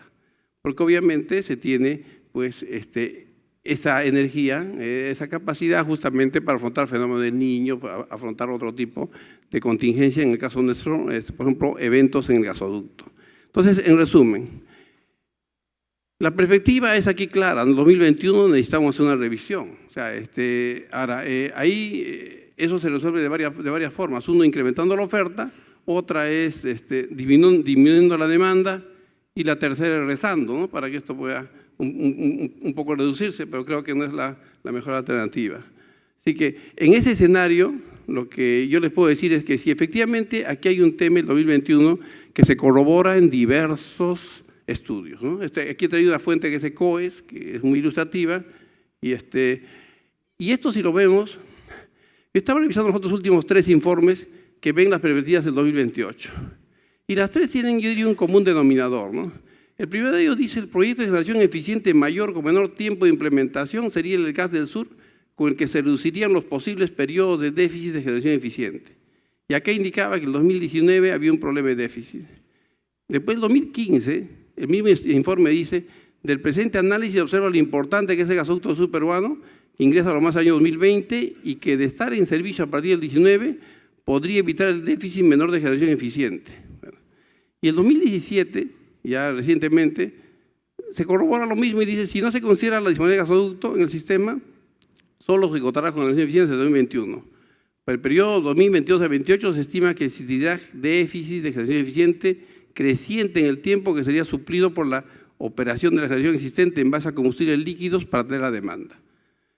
Entonces, acá tenemos 3 estudios que más o menos confirman lo mismo, ¿no? Es un horizonte, digamos, va desde el 3 hasta el 17, que pues nos define que hay un proyecto que es importante y que a veces lo vemos con un poco de desdén, que si no se hace no interesa mucho, yo no creería. Si no se hace, acumularemos esas consecuencias. Creo que por ahí estarán los periodos y, digamos, en la perspectiva que yo veo, si no se hace algo hacia el 21, pues difícilmente podemos pasar exitosamente, más aún considerando las altas tasas de crecimiento que nos caracterizan. Ahora, respecto a otro tema que es fundamental, la autonomía del regulador, ¿cómo va? Creo que esto se define. Hay estudios internacionales, el índice Gilardi creo que es el más relevante sobre el particular. Creo que el regulador, tanto peruano como mexicano, van en una buena puntuación, y un poco más abajo Colombia y Chile en cuanto a autonomía, que es el tema institucional que también nos preocupa muchísimo, ¿no? Esto, digamos, la reforma ha tenido como una de sus bases contar con un regulador autónomo que pueda tomar decisiones y que pueda fijar tarifas apropiadamente. Ahora, para ver las perspectivas, yo le diría que es importante no desprendernos del tema global, ¿no? Por eso nuestro evento se llama pues Energía Global, ¿no? Es un foro global. La semana pasada el World Economic Forum, la Agencia de Energía, sacaba la perspectiva 2017. Y acá dice 3 cosas que son fundamentales. La primera, ¿qué se viene a futuro? La rápida expansión y la reducción de costos de las tecnologías energéticas limpias. La fotovoltaica en los últimos 6 años ha caído 70%, la eólica 25% y la batería 40%. Y como nos comentaba en la experiencia brasileña especialmente, yo apreciaba que sí, uno tiene que tomar esa ola. O sea, no nos olvidemos que Perú es el 0,2% del planeta, más o menos en casi todas las variables. Entonces, si es el tamaño, nosotros no vamos a generar un mercado de solar. Nosotros somos tomadores de tecnología que nos permitiría aprovechar esas circunstancias. Ahora, la IA también lo que dice que es relevante es la electrificación creciente de la energía. Esa es una segunda variable. O sea, la primera es aprovechar la expansión con fuentes limpias y económicas, por supuesto, y competitivas. La segunda, la electrificación creciente de la energía. Esta electrificación creciente, ¿qué significa? No es pues lo que nosotros conocemos acá como la electrificación rural, de eso ya nos tenemos que olvidar, ¿no? Tenemos que cerrarlo y completarlo. Acá se refiere a electrificación, se refiere al uso, a la sustitución de fuentes fósiles por fuentes eléctricas. El planeta está lleno de eso. Hoy día la tasa de crecimiento del mercado eléctrico es casi 3 veces el crecimiento del mercado de energías primarias en el planeta. ¿Esto qué significa? Que hay enormes oportunidades, el caso más típico es el auto eléctrico, y ahí es donde creo que tendremos la necesidad de seguir electrificando. Y lo que se dice es que los consumidores en el mundo en electricidad alcanzarán casi la paridad con sus gastos de productos derivados de petróleo, ¿no? O sea, la cuenta eléctrica va a subir, pero va a subir económicamente, es decir, no es que la tarifa vaya a subir, sino lo que va a subir es el gasto en el hogar, puede subir porque ahora el combustible, ya no iremos al gasocentro y lo tomaremos del tomacorriente para poder movilizarlo, ¿no? Y eso nos traerá economías a la vez, pero sin embargo la factura eléctrica será importante. ¿Esto qué significa? Que el mercado eléctrico va a ir creciendo mucho más que en el pasado porque estas tecnologías se consolidan. Y finalmente, el tema que lo que nos dice que el mundo va a satisfacer sus necesidades energéticas de manera radicalmente distinta a los últimos 25 años. O sea, la regla del pasado no sirve, ¿no? ¿Por qué? Porque se nos dice que está liderado por el gas, las renovables y la eficiencia. Bueno, Perú es un país bendecido en ese sentido, tiene gas y tiene renovables, entonces nos toca aprovecharlos y tomar la eficiencia. Y para terminar, pues simplemente mencionar los desafíos que nos presenta el 2040. Primero, la energía es una industria procíclica, está antes del ciclo de otros desarrollos económicos o mineros en el caso nuestro. El desafío será mantener la competitividad energética con fuentes renovables y gas natural, promover la electrificación de la matriz energética, ¿sí? Llevar a más usos eléctricos en general, promover un rol activo a la demanda, los smart grid, smart city, distribuidas, etc. Hay muchas opciones ahí. Luego, garantizar el desarrollo de largo plazo del sistema energético. ¿Y cómo garantizar eso? Con seguridad y competitividad. Creo que son dos aspectos que no debemos también olvidar. Y finalmente, yo le llamo no incurrir en procesos de aprendizaje social negativo, ¿no? Esos procesos de aprendizaje social negativo son fundamentales, ¿no? No nos tenemos que equivocar, no nos tiene que a nosotros afectar el niño, o no nos tiene que afectar el gasoducto, por decir un caso específico. Tenemos que tener opciones para resolver eso proactivamente. Muchas gracias.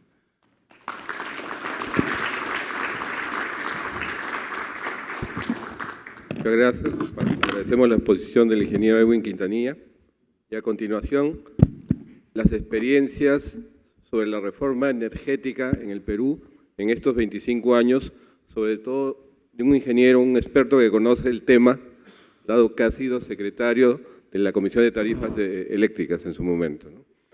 Y damos la palabra entonces al ingeniero Guillermo Castillo Justo.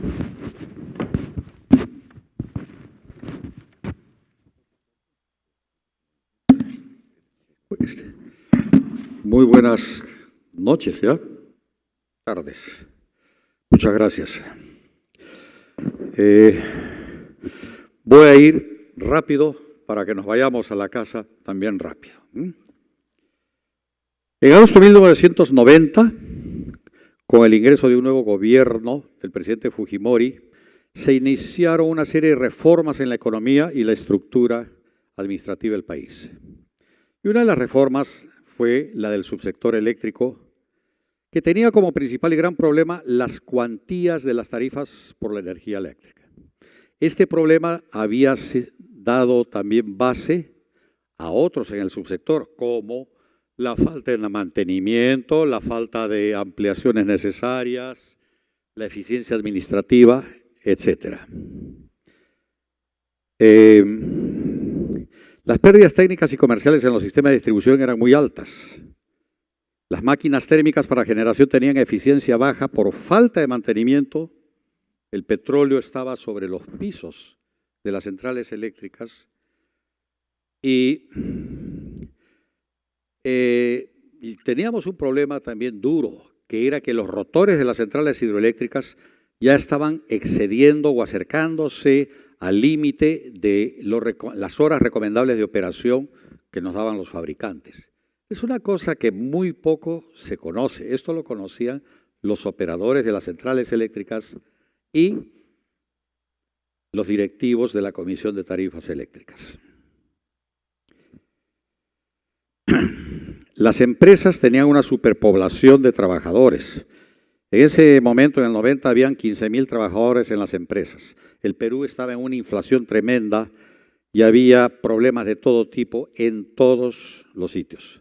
Petroperú fue obligado por el gobierno a que no diera crédito en la compra de combustibles a las empresas eléctricas, las cuales a partir del 10 de agosto de 1992 tenían que pagarle o en efectivo o con cheques bancarios de muy alta seguridad.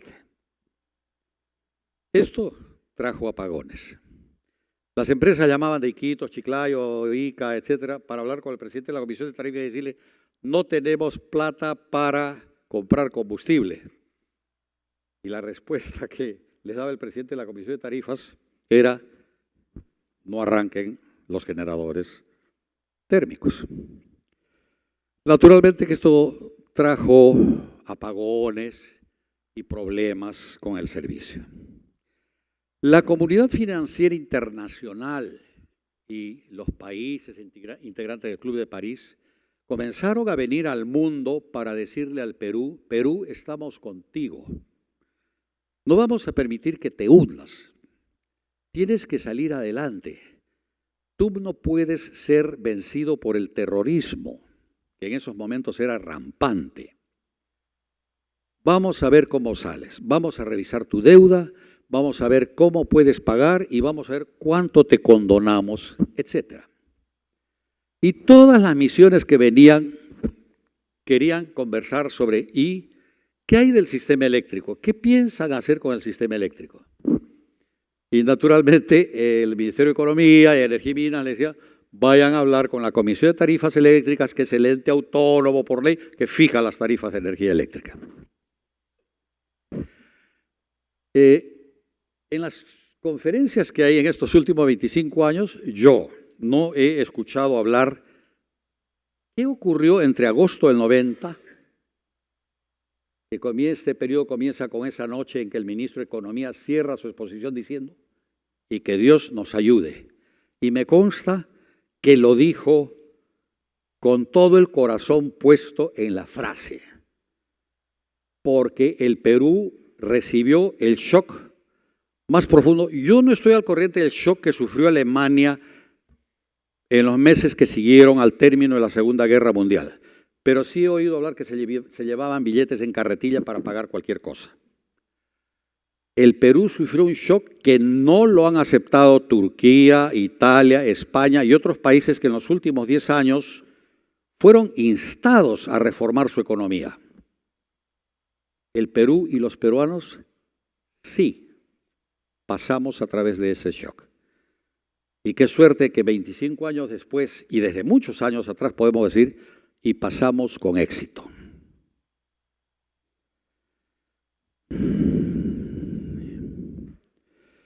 Los hechos principales en relación con el sistema eléctrico los voy a resumir por una razón. La exposición de Edwin Quintanilla me ha librado de tener que hablar. ¿Y qué pasó 25 años después? Ahí ha estado. Crecimiento de la oferta, crecimiento que nos ha llevado a niveles de sobreproducción en estos momentos, lo cual no es sano, ni es una virtud, ni es un mérito, eso es un descuido, ¿no?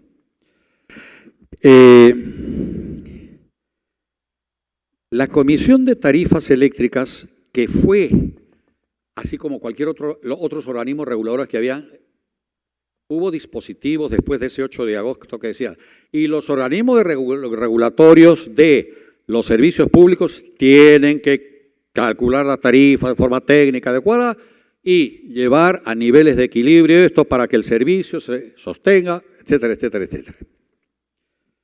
El promedio de las tarifas, el costo de la energía, así el total, el promedio general, andaba por los 4 centavos de kilowatt hora en esos momentos. Y ahí estaban todas las tarifas, los consumos industriales, etcétera, etcétera. La Comisión de Tarifas estableció una visión y luego una estrategia, que en principio estaba conservada solo entre los integrantes del directorio, pero poco a poco hubo que ir divulgándola. Pero la visión era, como dijo Freddy Ternero, sí se puede, sí podemos hacerlos y podemos ir llevando las tarifas a un punto de equilibrio, de modo que el sistema eléctrico se sostenga solo y se torne atractivo para la privatización, porque si el Perú va a desarrollar económicamente, necesita de inversión extranjera para hacer crecer el sistema eléctrico, para repararlo y hacer crecer el sistema eléctrico. Y que los recursos que podía financiar y apalancar el país fueran a la educación, hospitales, postas médicas, carreteras, agua potable, etcétera, etcétera, seguridad, que era muy difícil que hubiera inversión extranjera para ello. El servicio eléctrico sí era un negocio propicio para que interviniera la inversión extranjera.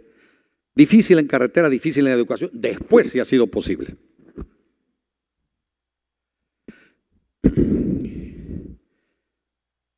Es un hecho que se necesitaba reparar y hacer crecer el sistema para apoyar el desarrollo económico futuro. Veíamos que el Perú sí podía desarrollar. ¿Qué hizo la Comisión de Tarifas Eléctricas? No hay muchas estadísticas ni datos de estos meses o años. Esto aparece en las épocas oscuras de la Edad Media por las cuales atravesó el mundo.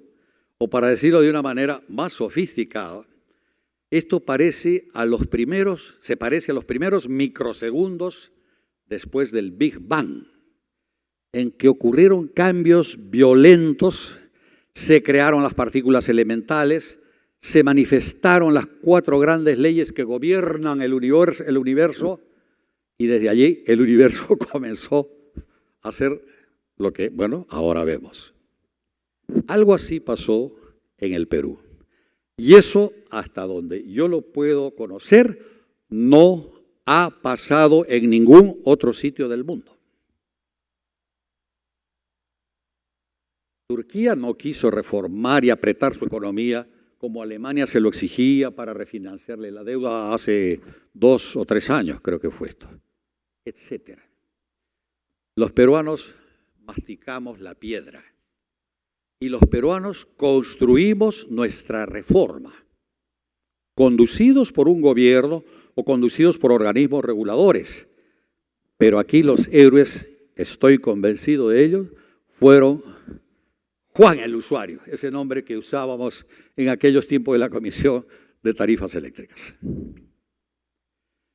Voy a hacer una síntesis de las principales cosas que ocurrieron en estos 28 meses, porque esas cosas que fueron planteadas siguiendo una estrategia para irlas haciendo y procurando el logro de ciertos objetivos, gracias a la vida, como dijo Parra, ¿no? Gracias a la vida que nos dio tanto, tuvieron éxito. Se lanzó un shock en las tarifas de energía eléctrica similar o mayor que el de otros sectores de la economía. Esto generó protestas muy visibles en Lima y en el resto del país. Y la Comisión de Tarifas, siguiendo una estrategia, trató de quitarle el fusible político a esto. ¿Qué procuró la Comisión? Que los nuevos parlamentarios, diputados y senadores que se habían elegido no quisieran lucirse criticando al Poder Ejecutivo, al presidente, al ministro de Energía o al de Economía, de oye, ¿qué pasó con las tarifas? Desde el saque comenzó una prédica masiva para decir, estas tarifas no las ha fijado ni el ministro, ni el ministerio, ni el presidente, ni Economía y Finanzas. Estas tarifas las ha fijado una comisión autónoma por ley que tiene la función y el objetivo de calcular técnicamente, y ella es la única responsable. Eso dejó sin piedras en el morral, ni sin balas en la cartuchera a quienes tenían ganas de hacer un poco más de ruido política. La Comisión defendió, explicó, discutió y poco a poco convenció a los consumidores de las ciudades medianas, capitales, departamentos y otras para que del por qué y para qué estaba llevando adelante esta durísima campaña. 7 comisiones de la Cámara de Senadores o Diputados llamaron al presidente de la comisión para que explicara por qué se había hecho esto. Los diarios de Lima y provincias tenían una definida posición contra el tarifazo, excepto un solo diario nuevo en Lima. Era el diario Gestión. Gestión más o menos decía, señores, las tarifas de energía eléctrica tienen que ser lo que debe ser y no lo que ha mostrado Edwin Quintanilla en esa memoria del 86 al 89. Miren en dónde han quedado las cosas, porque el Ministerio de Economía mandaba la cartita que yo tuve el honor y el gusto de romper. Cuando me entregaron mi nombramiento, porque a mí me nombraron presidente de la Comisión de Tarifas Eléctricas, estado del Ministerio, me dieron el borrador de la carta que estaba preparando el Ministerio de Economía y Finanzas. Yo pregunté, bueno, ¿y cómo es? ¿Autonomía de la comisión o vamos a seguir con el relajito? No, me dijeron, autonomía de la comisión. Ah, ya, triqui, traca, troco, delante de varios funcionarios del ministerio, varios de los cuales empalidecieron, es la verdad. En fin, hay una cosa que hizo la comisión. Se fue por todo Lima, emisoras, televisoras y lo que ustedes quieran, periódicos, entrevistas y como sea, comités de pueblos jóvenes, y se fue a provincias para encontrarse con la gente. Y lo hacíamos a sabiendas. Yo soy provinciano, señores, y yo he visto que los funcionarios del gobierno central jamás van a una provincia del Perú a explicarle a la gente del pueblo por qué hacen el canal o no hacen el canal, o si hacen la carretera o no la hacen. Y dije, vamos a darle la cara al pueblo peruano y le vamos a explicar estas cosas. Señores, eso nos garantizó el soporte que luego recibimos de la gente de esta patria. Yo lo he dicho en conferencias internacionales, donde decía, ¿y saben quién es el que hizo esto? Y del auditorio gran Fujimori. Yo sacaba una transparencia con fondo rojo y letras blancas, el pueblo peruano, porque esa fue la gran realidad. El pueblo peruano se convenció de que tenía que pagar lo justo y necesario por la energía eléctrica, porque esta era la base del desarrollo económico que le iba a dar trabajo a la gente, iba a sacar gente de la pobreza, etcétera, etcétera, etcétera.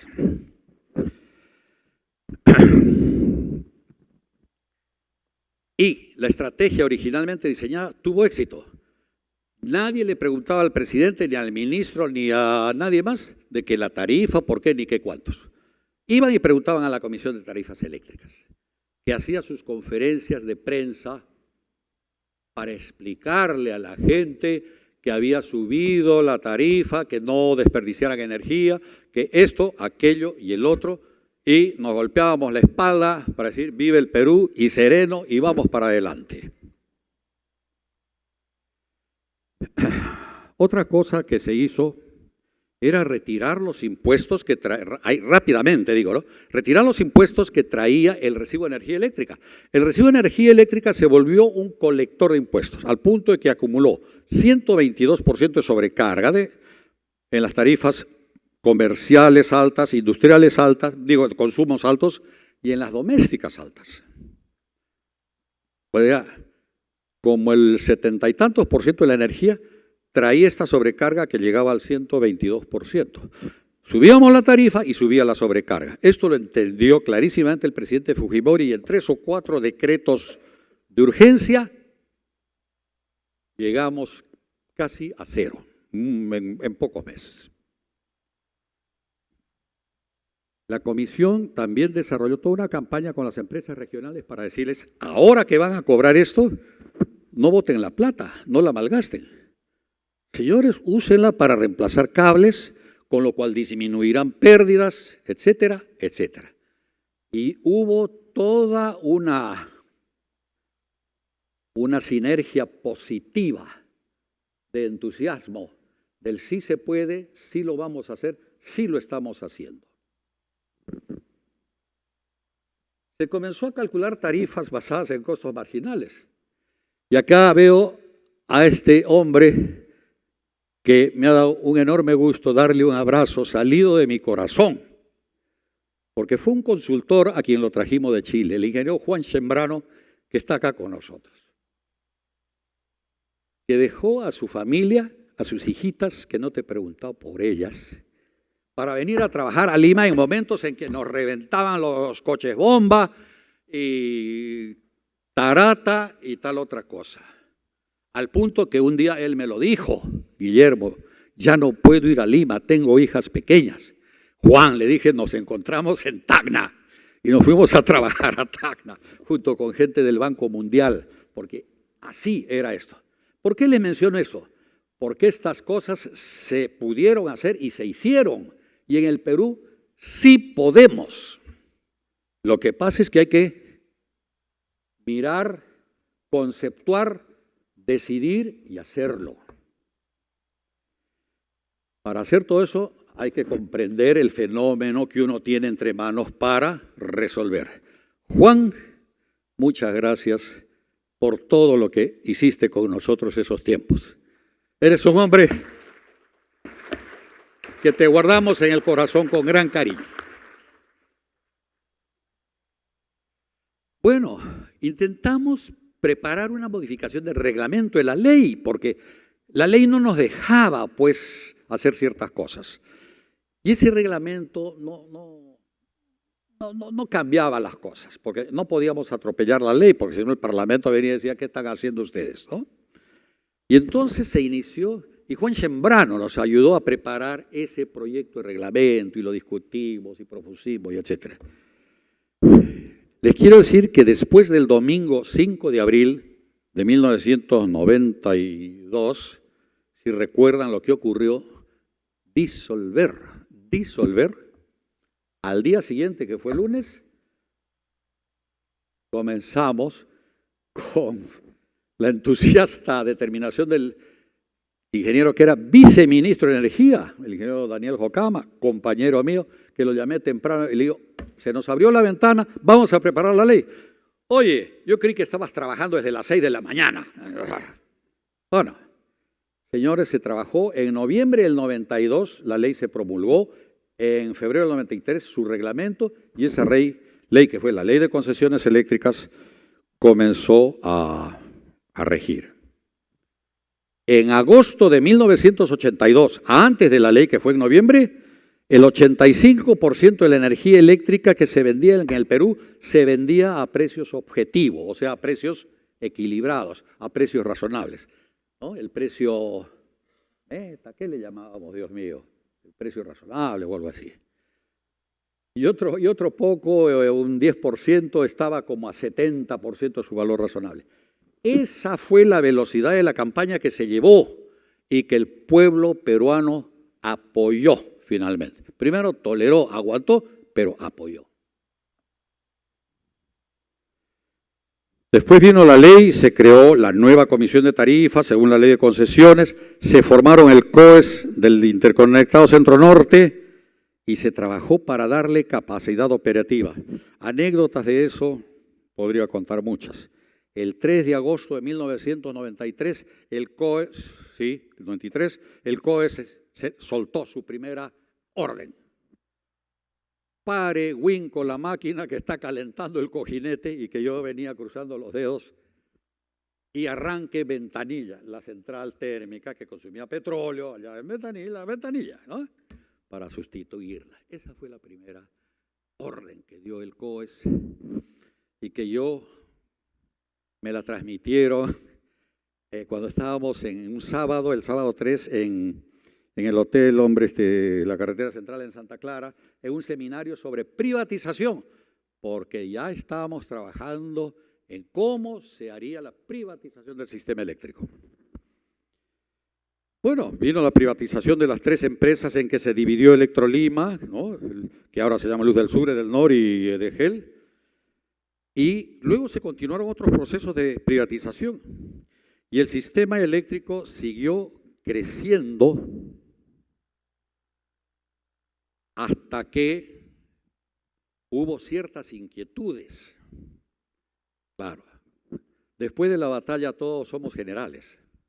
¿Qué pasó con nuestros criterios de cálculo tarifario?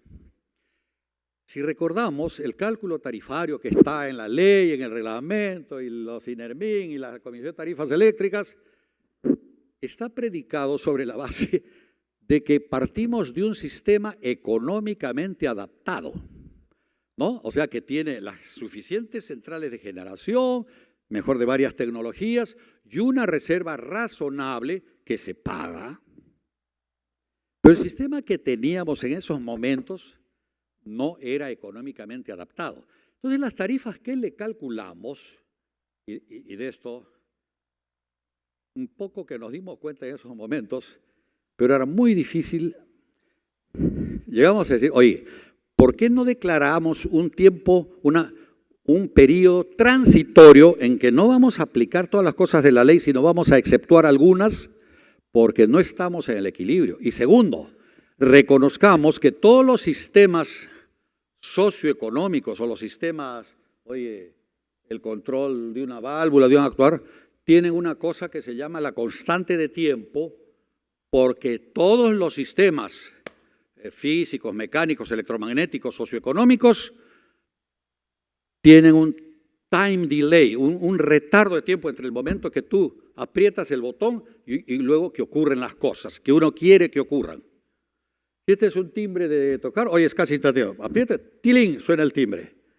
Pero si tú dices, oye, necesito una nueva central eléctrica térmica que por acá, ya, vamos, inviertan, vayan a conseguir el dinero, el permiso, la ingeniería, la licitación. Bueno, nos echamos 2 años con suerte. Y 4 o 5 más comúnmente. Ese es el retardo natural que tienen las cosas y que en el Perú lamentablemente se han exagerado.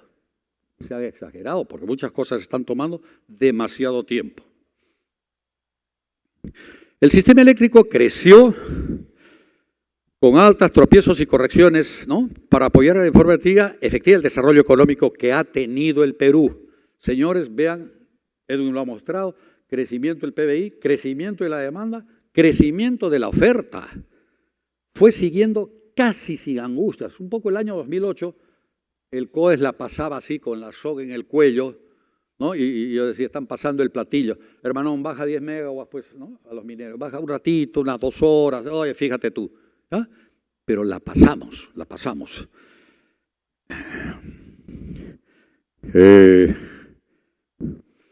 Así como el conde Haussmann diseñó el urbanismo parisino en 1853, hoy ese urbanismo que puso Haussmann ha dado lugar a lo que hoy admiramos en el mundo como la ciudad de París. Estas cosas que se hicieron han dado fruto, y un fruto que sabíamos que se podía dar, y por eso se fueron tomando todas estas medidas, entre ellas la del tarifazo que el pueblo peruano aguantó, y hemos visto 20, y hoy hasta hoy 25 años, de un sistema eléctrico que ha crecido.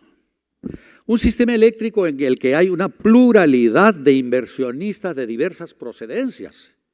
Aquí no solo han venido de Brasil, de España o de algún lado. Han venido de todo el mundo. Algunos ofertaron y no tuvieron éxito. Otros ofertaron, ganaron, se quedaron y se siguieron ampliando. Ahí está Chilca, la ciudad de la luz, como le dice su alcalde, ¿no? Perdón.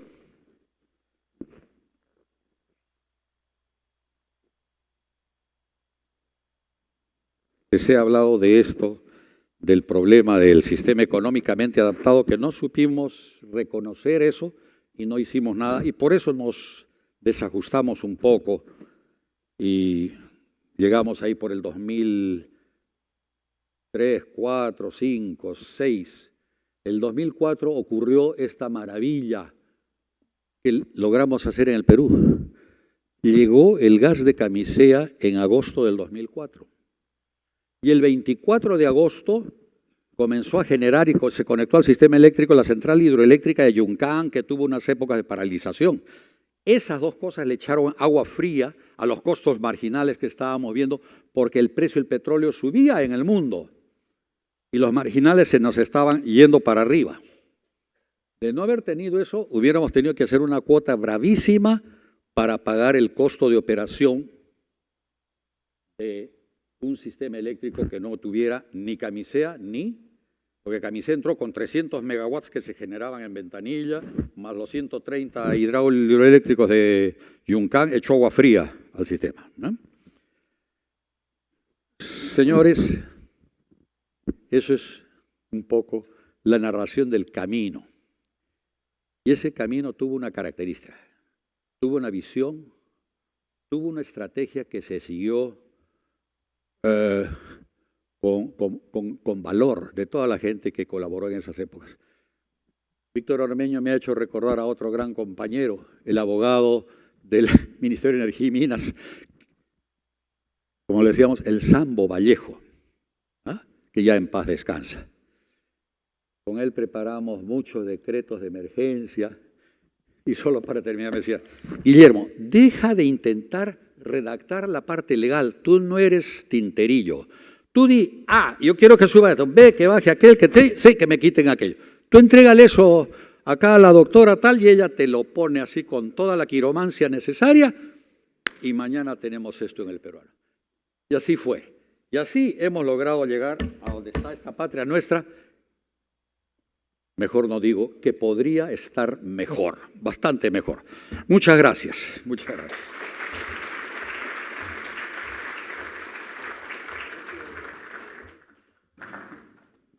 Bueno, agradecemos las palabras del ingeniero Guillermo Castillo y dado el tiempo avanzado, si hay preguntas. Bueno, al no haber preguntas, damos por terminado el panel. Muchas gracias.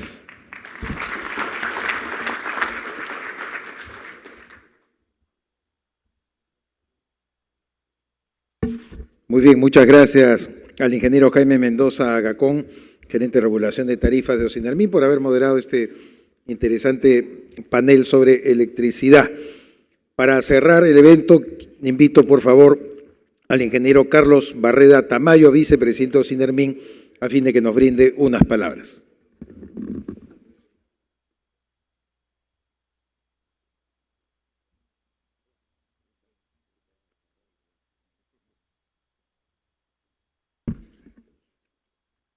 Muy buenas tardes con todos. En principio, agradecer y felicitar a los diversos participantes que nos han acompañado este día, así como los expositores, ¿no?, que nos han permitido, como bien se ha precisado, conocer qué resultados se ha tenido y qué expectativas es la que tenemos en la región. Y en esa línea quería yo compartir con ustedes 5 grandes temas que se han tocado en este día. El primero es a nivel de país. Cada uno de los países que ha participado pues, ha mostrado qué tan importante es ante diferentes combinaciones del sector público y del sector privado, se ha podido dar respuestas a las diferentes crisis económicas y energéticas que se han vivido en estas últimas décadas. El segundo tema está vinculado a aspectos globales, vale decir que son temas comunes para todo el mundo. El primero es la gravedad del impacto del cambio climático. No es un riesgo, es una grave realidad y que puede tener graves consecuencias. Recordemos, hace pocos meses la primera economía del mundo ya se ha retirado de este acuerdo que se llegó en la COP21. La segunda economía, pues recordemos que su matriz energética consume carbón, casi en un 40%, y este despliegue fabuloso que está haciendo de renovables y de solares no es por el convencimiento, es por la grave necesidad, por la altísima contaminación que vive su población. Para muestra, Perú emite el 0.27% de gases de efecto invernadero a nivel mundial, ni el 1%. Sin embargo, es el tercer país afectado en desglaciación. Y ya nos han comentado los países, pues en la Amazonía hay menos lluvia, hay problemas de sequía. Y otro tema también que es global es esta sostenibilidad que vienen mostrando las energías renovables, ¿no? tienen poca participación, pero poco a poco, al ser más competitivas, más económicas, van a adquirir una mayor participación. El tercer tema está vinculado a los gobiernos, y en los gobiernos de cada uno de nuestros países pues vemos la necesidad de contar con políticas nacionales y sectoriales que evidentemente cubran el largo plazo con objetivos hegemónicos. Vale decir que independientemente del gobierno de turno que se tenga, pues todos saben a dónde se quiere llegar. Y esto se plasma, primero la política, luego se plasma en leyes, luego se plasma en planes y estos a su vez en proyectos y actividades. No podemos estar poniendo parches o improvisando día a día. Esto se necesita hacerlo seriamente. Y también a nivel global tenemos estos objetivos recientes, casi 2 años atrás, que son de las Naciones Unidas al 2030. Aún tenemos una brecha relevante en Perú, en otros países ya la vienen cerrando, pero la idea es, como ya mencionaba uno de los expositores, que podamos contar con no solo acceso al servicio de energía, sino también servicio universal. El cuarto punto es tecnología. Y en tecnología vemos que lo que se denomina economía digital es convergente a nivel mundial. Todos los sectores, todas las industrias tienen como común denominador la economía digital. Y en esta línea vemos que los sectores de energía y el de telecomunicaciones, que también se ha mencionado por varios expositores, son transversales. ¿Qué significa? Que dan soporte al resto de sectores económicos de cada país. Y eso tiene un efecto multiplicador fabuloso, no solamente con la eliminación que se aspira al 2030 de la pobreza y reducirla, sino también con el mayor crecimiento y desarrollo económico de nuestros países. El otro tema que vemos es que si bien es bueno tener un crecimiento económico sostenido, pues debemos de reconocer la necesidad de un mayor desarrollo de eficiencia energética. O sea, no podemos pensar en una relación directa, mayor crecimiento de PBI, mayor oferta de energía eléctrica. No, sigamos las mejores experiencias y las mejores experiencias van que se puede seguir teniendo mayor crecimiento económico con un mayor desempeño de la eficiencia energética. Vale decir, no tienen que ser lineales y allí tenemos un largo camino que recorrer. Solo como nota al paso, lo mencionaron algunos de los expositores, el auto eléctrico pues, no es nada de innovación, no es nada de avance tecnológico. El auto eléctrico existe desde hace varias décadas y fue desarrollado y producido por diferentes países y en diferentes industrias. Simple y llanamente es que porque la energía renovable dominante pues ya se viene agotando y porque se está llegando a niveles competitivos y se está ofreciendo precios que se vienen cumpliendo en los plazos que se oferta, otra vez se le está volviendo a ver. El último punto es regulación. Y en regulación, recordemos por qué se regula. Porque son servicios públicos, y los servicios públicos son obligaciones de cada gobierno de cada país.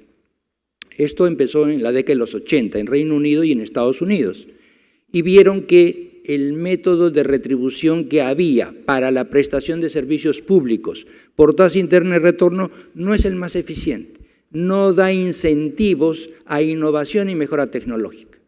Y entonces el gobierno, en el caso peruano, al reconocer, primero, que no tenía capital, segundo, no tenía acceso a tecnología, tercero, no tenía capacidad de gestión, es mejor seguir estos buenos ejemplos y privatizar, vale decir, mediante un contrato de concesión, otorga que terceros privados, que sí tienen acceso a capital, que sí tienen acceso a tecnología y que sí tienen capacidad de gestión, se hagan cargo de esto. Y para eso crea los reguladores. Y los reguladores verifican que se cumpla. No solamente el contrato de concesión, las tarifas, la modernización, la mejora de calidad de estos servicios que se dan al usuario. Entonces, en esa línea estamos hablando de industrias de redes. Y estas industrias de redes, al ser monopolios naturales, tienen costos medios y costos marginales decrecientes por el crecimiento y la expansión de la red. Por tanto, es clave regular que mediante estos incentivos, que existen varias metodologías, se consiga dar este servicio público en mejores condiciones económicas y técnicas y de calidad al usuario. Entonces, toda la mejora en eficiencia e innovación que tengan las industrias, o las empresas, o las concesionarias, se traslada en parte a los usuarios vía menores tarifas. En esa línea también quiero mencionar lo importante de seguir estas buenas prácticas y tenemos la OCDE. Algunos de los países en la región pues son miembros de OCDE hace años atrás. Nosotros aspiramos a ingresar a esta organización y la idea es muy simple. Primera pregunta de OCDE. ¿Existe un problema que no puede ser resuelto por privados? ¿Solo puede ser resuelto por el Estado? Ok. Si no puede ser resuelto por privados y solamente puede ser resuelto con participación del Estado, ok, vamos a pensar en regular. Segundo, esta regulación que se va a dar es beneficio-costo eficiente, o sea, ¿siempre hay beneficio? Si la respuesta es sí, perfecto, regulemos. Si la respuesta es no, no hay por qué regular. Y tercero, esta regulación debe hacerse con consultas públicas antes, durante y después a todos los involucrados. No puede sorprenderse con normas, no puede pensarse en que, bueno, así se hizo antes, continuémoslo haciendo. Quiero hacer un paréntesis pequeñito porque también en las exposiciones de la tarde se habló de hidrocarburos. Y si les hablo de regulación es porque hay un regulador. Pero en el caso de hidrocarburos para Perú, desde el año 1993, la Ley Orgánica de Hidrocarburos, así como la Constitución Política del país de 1993, dicen que esta industria se rige por oferta y demanda. Oferta y demanda. Vale decir, no todo se regula. Existen también industrias y casos que están desregulados, que son libres. Y es bueno que lo recordemos. Hasta aquí, básicamente, lo que nos ha llevado de enriquecedor esta sesión. Quiero desearles una grata estadía a los visitantes que vienen del extranjero y que tengan un buen viaje de retorno a sus países. Y declaro clausurado este tercer Foro Global de Energía. Muchas gracias a todos.